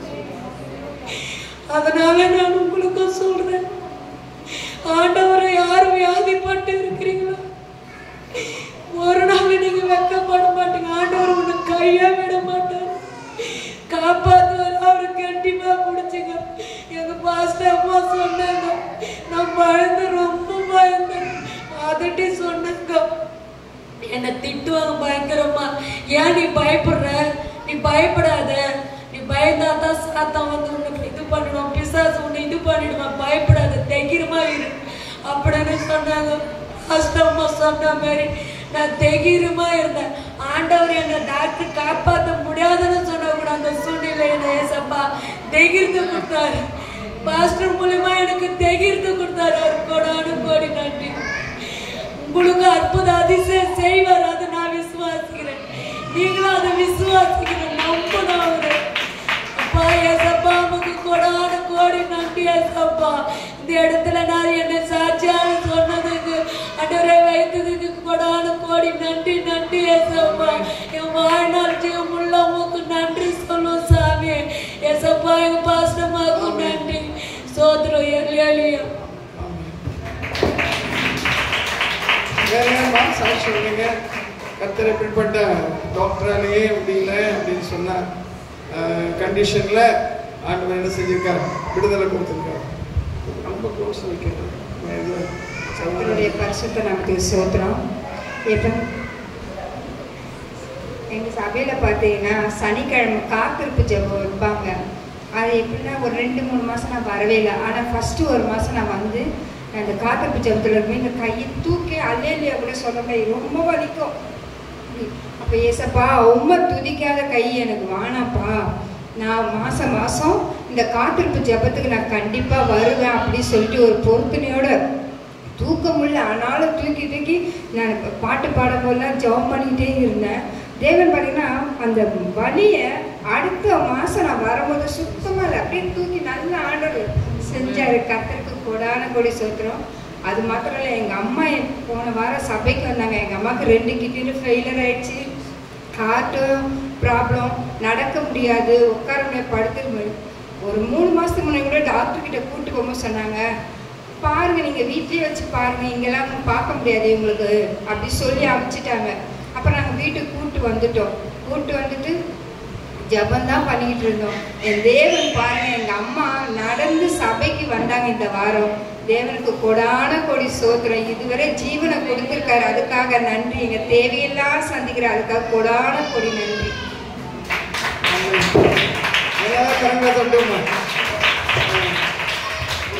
சொல்லியிருக்கேன், அவங்க அம்மாவுக்கு வந்து டாக்டர் சொல்றாங்க அவங்களுக்கு ஒன்றுமே பண்ண முடியாது, நீங்கள் வந்து வீட்டுக்கு கூட்டிகிட்டு போயிருங்க, சொந்தக்காரங்களுக்கு எல்லாம் சொல்லி அனுப்பிடுங்க. அவங்க வந்து அந்த மாதிரி ஒரு எல்லாம் வந்து பலவீனமாக அந்த கண்டிஷன் ரொம்ப மோசமாக இருக்குங்க. நம்ம தேவனால கூடாத காரியம் ஒன்றுமே. அவங்க போன வாரம் நல்ல நகையெல்லாம் போட்டு சூப்பராக சபைக்கு கொண்டு வந்து ரொம்ப மகிழ்ச்சியான ஒரு தேவனுக்கு தான் நம்ம நன்றி சொல்லணும். இல்லை ஆண்டவர் எவ்வளோ நன்மை செஞ்சிருக்க. வேற யாராவது இருக்கீங்களா? யாராவது இன்னும் ஒரு சான்ஸு? வேற யாராவது சாட்சி? யாரும் இல்லையா?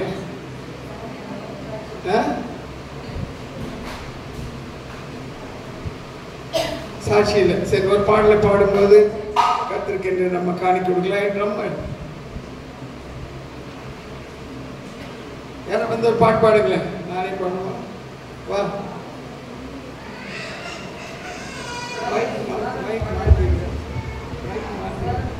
ஒரு பாடல். எலிசபெத் யார் வருது?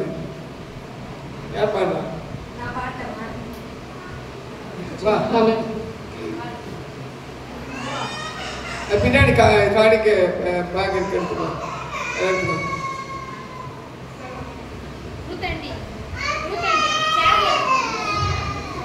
என் விண்ணப்பத்தை கேட்பவரே, என் கண்ணீரை காண்பவரே, சுகம் தருபவரே, சோத்திரம் ஏசையா. என் விண்ணப்பத்தை கேட்பவரே, என் கண்ணீரை காண்பவரே, சுகம் தருபவரே, சோத்திரம் ஏசையா. உன்னால் கூட எல்லாம் கூட, ஒரு வார்த்தை உன்னால் போதும். உன்னால் கூட எல்லாம் கூட, ஒரு வார்த்தை சொன்னால் போதும். ஒரு வார்த்தை சொன்னால் போதும்.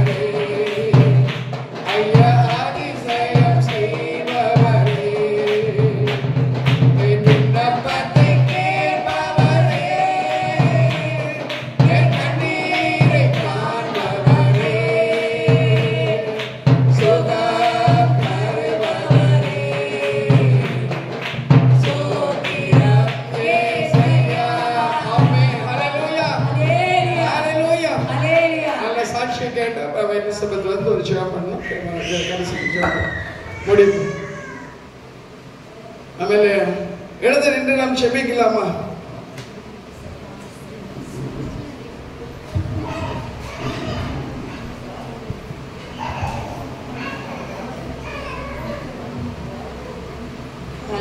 யாரும் போயிடாதீங்க. உங்களுக்கு லஞ்ச் ரெடி ஆயிடுச்சு, எல்லாரும் சாப்பிட்டு போங்க. சீக்கிரமா சாப்பிட்டு நீங்க போய் கூட ரெஸ்ட் எடுத்துட்டு ஈவினிங் சர்வீஸ்க்கு நீங்க வரலாம். இல்லை யாரும் சாப்பிட போயிடலாம். ஜெபிக்கணும்.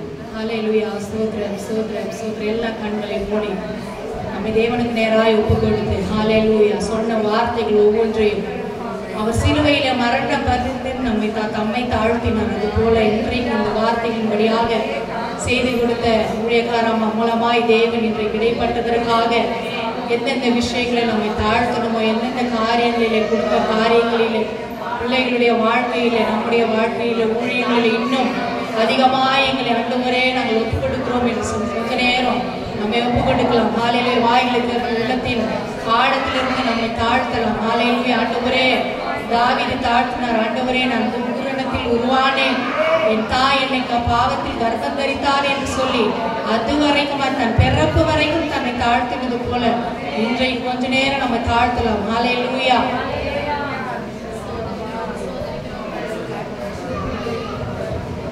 ஹல்லேலூயா. எல்லாம் தாழ்த்தி நம்மை ஒப்பு கொடுக்கலாம். தகப்பனே ஈசோப்பினாலே எங்களை ஆண்டவரே கழுவும் என்று சொல்லுங்கப்பா. ஆண்டவரே அப்பா சோத்திர தாவீது சொன்னது போல நாம் கேட்ட 2 நாளைக்கு முன்னாடி கேட்ட செய்தியை போல ஈசோப்பினாலே எங்களை கழுவுவீராக ஆண்டவரே, இந்த ரத்தத்தினாலே எங்களை கழுவுவீராக. எந்தெந்த விஷயங்களிலே நாங்கள் ஆண்டவரே தாழ்த்தப்படாமல் இருக்கிறோமோ அதை எல்லாமே தேவன் இந்த நாளில மன்னிப்பீராக. இந்த 40 நாட்கள் உபவாச ஜபத்தில கர்த்தாவே ஆண்டவரே நாங்கள் என்னெல்லாம் நாங்கள் விட்டு கொடுக்கணுமோ, என்னெல்லாம் நாங்கள் ஆண்டவர் விட்டு விட வேண்டுமோ, கசப்புகள், வைராகியங்கள், கோபங்கள் எல்லாவற்றையும் மன்னிப்பீராக. விசேஷமாக இந்த நாள் ஆண்டவரே செய்தியின்படியாக ஆண்டவரே அதெல்லாம் ஆண்டவரே நாங்கள் தாழ்த்து ஒப்பு கொடுக்கிறோம் ஐயா. தாழ்மை உள்ளவனுக்கு கர்த்தர் கிருபை அளிக்கிறார் என்று சொன்னீங்கப்பா.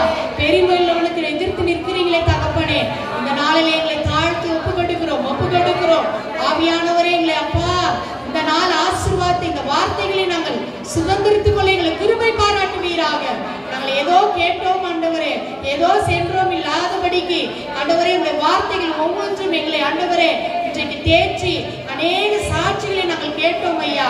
ஆண்டவரே அப்பா ஆண்டவரே அது மாத்திரமல்ல, ஊழியக்காரமா சொன்ன ஒவ்வொரு வார்த்தைகள் அந்த சாட்சிகள் குடும்பங்களை குறித்து, கணவரை குறித்து, பிள்ளைகளை குறித்த சாட்சிகளை கேட்ட பொழுது ஆண்டவரே எவ்வளவு ஆண்டவரே வேதனையான ஆண்டவரே அப்பா பாதி அவர்கள் கடந்து வந்தாங்களே அப்பா.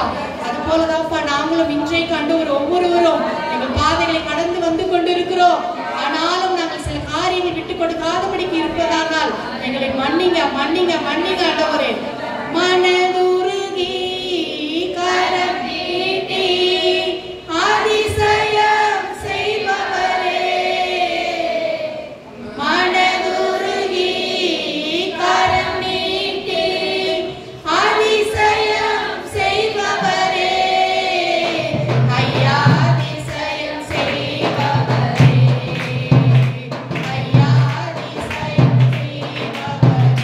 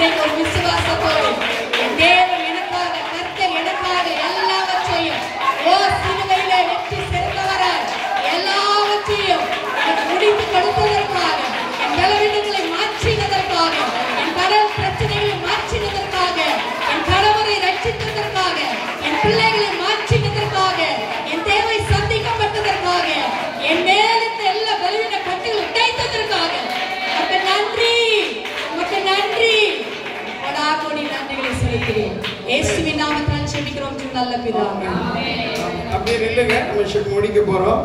அடுத்த மாசம் நமக்கு எப்ப என்னைக்கு வருதுன்னு சொன்னா 27ஆம் தேதி ஞாயிற்றுக்கிழமை அமாவாசை இருக்கிறது. ஞாயிற்றுக்கிழமை நம்ம அந்த சர்வீஸோட அந்த அமாவாசை ஜெபத்தையும் நம்ம என்ன செய்வோம், இப்படி கண்டிப்பாக பண்ணுவோம். இப்போ அதுக்காக தனி நம்ம நேரம் கொடுக்க முடியாது. அதனால் நீங்கள் வர்றவங்க யாராவது தான் கூட்டிகிட்டு வாங்க, நிறைய பேர் கூட்டிகிட்டு வாங்க. ஏன்னா கர்த்தர் விடுதலை கொடுப்பான். இப்போ இது ஜெபத்தை முடித்த பிறகு நீங்கள் தனி ஜெபம் வந்து நீங்கள் ஜெபம் பண்ணிட்டுக்கலாம். லஞ்ச் ரெடி ஆச்சு, அதை ஜெபிக்கிறவங்க என்ன செய்யலாம், ஜெபிக்கலாம். முடிச்சிடலாம். எல்லாம் ஒரு நிமிஷம் கண்களை படி நாம் ஜெபிப்போம். கர்த்தாவே மக்கள் நன்றி. தர்மையான வேலையில தகப்பனே, இந்த மத்தியான வேலையில எங்களோட கூட ஆண்டவரை இடைப்பட்டு நீ பேசினி இப்படி பிரசன்னத்தை நாங்கள் உணர்ந்தோம். அப்பா தேவனாகிய கர்த்தர் இந்த நாளில் வந்திருக்கிற பிள்ளைகளுக்கு நீ விடுதலை கொடுத்து கர்த்தாவே, உனக்கு விரோதமாய் எழும்புகிற எந்த ஆயுதமும் வாய்க்காதே போகும் என்று சொன்னீரே. ஒரு வழியாய் வருகிறவன் 7 வழியாய் ஓடுவான் என்று சொன்னீர். அப்பா உன்னுடைய வாக்கு தத்தத்தின் பிரகாரமாக ஆண்டவரே, நீ சொன்ன வார்த்தையின் பிரகாரமாக ஆண்டவரே சொன்னீர், நீ உயிரோடு இருக்க நாள் மன்றும் ஒருவனும் உனக்கு எதிர்த்து நிற்பதில்லை என்று சொன்னீர். நான் உன்னை விட்டு விலகுவதும் இல்லை, கைவிடுவதும் சொன்ன தேவன். இந்த நாளில் வந்திருக்கிற குடும்பங்களில் இருக்கிற சூழ்நிலை, இருக்கிற பிரச்சனைகள் எல்லாம் நீங்க அறிவீரப்பா. உங்களுடைய கண்களுக்கு மறைவாய் ஒன்றுமில்லை. எல்லாவற்றிலும் விடுதலை கொடுத்தக்காய் மக்கள் நன்றி செலுத்துவோம். விசுவாசத்தோட கரங்களை தட்டி அந்த விடுதலையை நாம் பெற்றுக்கொள்வோம். விசுவாசிதான் தேவனுடைய மகிமையை காண்போம் என்று சொன்னீரப்பா. ஆண்டவரே அவருடைய வேண்டுதல் விண்ணப்பங்கள், குடும்பத்தில் காணப்படுகிற பிரச்சனைகள், கடன் பிரச்சனை, ஆண்டவரே பலவீனங்கள், இயேசுவின் நாமத்தினால வேறு ஸ்தலத்தில பிரச்சனை எதுவா இருந்தாலும் தேவனாகிய கர்த்தர் இப்பொழுது நீ கொடுத்த விடுதலைக்காக நாங்கள் நன்றி செலுத்துகிறோம். வல்லமுள்ள கல்வாரி ரத்தம் சரீரத்தில் இறங்கட்டும். உச்சந்தலையில் உள்ள கால்வரை இயேசுவின் ரத்தம் இறங்குவதாக. எந்த அந்தகார கிளிகளுக்கும் இடமில்லை. ஹல்லேலூயா. நீத நாம சப ரபரபா ஓ நீக்கவானவா சந்துரிவா வரதனிவா ஓ ராகோ நீக்கவா சப ரபரபா. ஆண்டவரே வல்லமை ஊற்றுவீராக, வல்லமை ஊற்றுவீராக. ஹல்லேலூயா, ஹல்லேலூயா. விடுதலை கொடுக்கிறவர் நீர் ஆண்டவரே. தகப்பனே மக்கள் நன்றி. இடம் முழுவதும் பிரசன்னம் நிரம்பி இருக்கிறதுக்காக எல்லா உற்சாகத்தை கட்டி தட்டி கரங்களை தட்டி அந்த ஆசீர்வாதத்தை பெற்றுக்கொள்ளுங்க, பெற்றுக்கொள்ளுங்க. கேளுங்க, கேளுங்க. எதுக்காக நீங்க வந்தீங்க, எதுக்காக இந்த நேரத்தில் கர்த்தரை கொண்டு வந்தார் இன்றைக்கு. கர்த்தரை நிறைவேற்றி இருக்கிறார், அதை வாய்க்க செய்திருக்கிறார், கர்த்தரை மாற்றி இருக்கிறார். எல்லா படகுகள் எல்லாம் ஒழித்து போயின. எல்லா புதிதாக இருக்கிற வார்த்தையின் பிரகாரமாக எல்லா புதிய காரியங்கள் வாழ்க்கையில செய்து விட்டார் என்று விசுவாசத்தோடு கூட எல்லா உற்சாகமே கரங்களை பெற்றுக்கொள்ளுங்க. Thank you Jesus. Hallelujah. செய்த அற்புதங்களுக்காக நன்றி செலுத்துகிறோம். அப்பா வந்த பிள்ளைகள் எல்லாரையும் ஆசீர்வதிங்க. அதில் சிஸ்டருக்காக செபிக்கிறோம். அப்படி பிள்ளைகளுக்காக, குடும்பத்துக்காக, ஆண்டவரே அப்பா ஊழியங்களுக்காக அப்பா நாங்கள் செபிக்கிற விசுவாச குடும்பங்களுக்காக செபிக்கிறோம். எல்லாரையும் ஆசீர்வதியும். இன்னும் அந்த ஊழியங்கள் பிள்ளைகட்டும், விசாலமாக்கட்டும். ஆவியானவர் பொறுப்பெடுக்க முடியாது செபிக்கிறோம். நாளை வந்த எல்லா பிள்ளைகளையும் ஆசீர்வதிங்க. ஆண்டவரே நீங்க கூட இருந்தே மட்டாக நீங்க நடத்தின தயவுக்காக நன்றி. அப்பா சோதரம் நாங்கள் வேண்டுவதற்கும் நினைப்பதற்கும் மேலான காரியங்களை செய்கிற தேவன். ஆண்டவரே நீங்க இந்த உபவாச ஜெபத்தை ஆண்டவரே தகப்பனே, இந்த அமாவாசை ஜெபத்தை இது ஆசீர்வாதத்தை அநேகர் இதுல ஆண்டவரே அப்பா விடுதலை பெரும்படியான ஸ்லாக்கியத்தை கொடுத்ததுக்காக நாங்கள் நன்றி செலுத்துகிறோம். தொடர்ந்து ஒவ்வொரு மாதமும் நடக்க நீங்க உதவி செய்யுங்க. உங்க கருத்துல ஒப்பு கொடுக்கிறோம். ஆண்டவரே நீங்க வந்தாதான் விடுதலை, உம்மாலதான் எல்லாம் நடக்கும். தேவனாகிய கர்த்தர் அப்பா நடக்கிற இந்த ஜெப கூட்டங்களை எல்லாம் நீங்க பொறுப்பெடுத்து நடந்து ஆசீர்வதிங்க. இந்த நாளை நீர் ஆசீர்வாதத்தை கொடுத்ததுக்காக நன்றி செலுத்துகிறோம். அப்பா முழுமையாக எங்களை தாழ்த்தி ஒப்பு கொடுக்கிறோம். நீ நடத்தியதுக்காக நன்றி ராஜா. துதிக்க நம்ம மகிமையெல்லாம் மக்கள் செலுத்துகிறோம். இயேசுவின் நாமத்தில் ஜெபிக்கிறோம் எங்கள் ஜீவன் உள்ள நல்ல தகப்பனே. எல்லோரும் நம்ம சொல்லுவோம், என் ஆத்துமாவே கர்த்தரை ஸ்தோத்திரி, முழுவதுமே பரிசுத்த நாமத்தை ஸ்தோத்திரி. என் ஆத்துமாவே கர்த்தரை ஸ்தோத்திரி, கர்த்தர் செய்த சகல உபகாரங்களையும் மறவாதே. கர்த்தர் உங்களை ஆசீர்வதிப்பாராக. நீங்க தனியா ஜெபிக்கணும்னா நீங்க முன்பாய் வந்து நீங்க ஜெபம் பண்ணுங்க.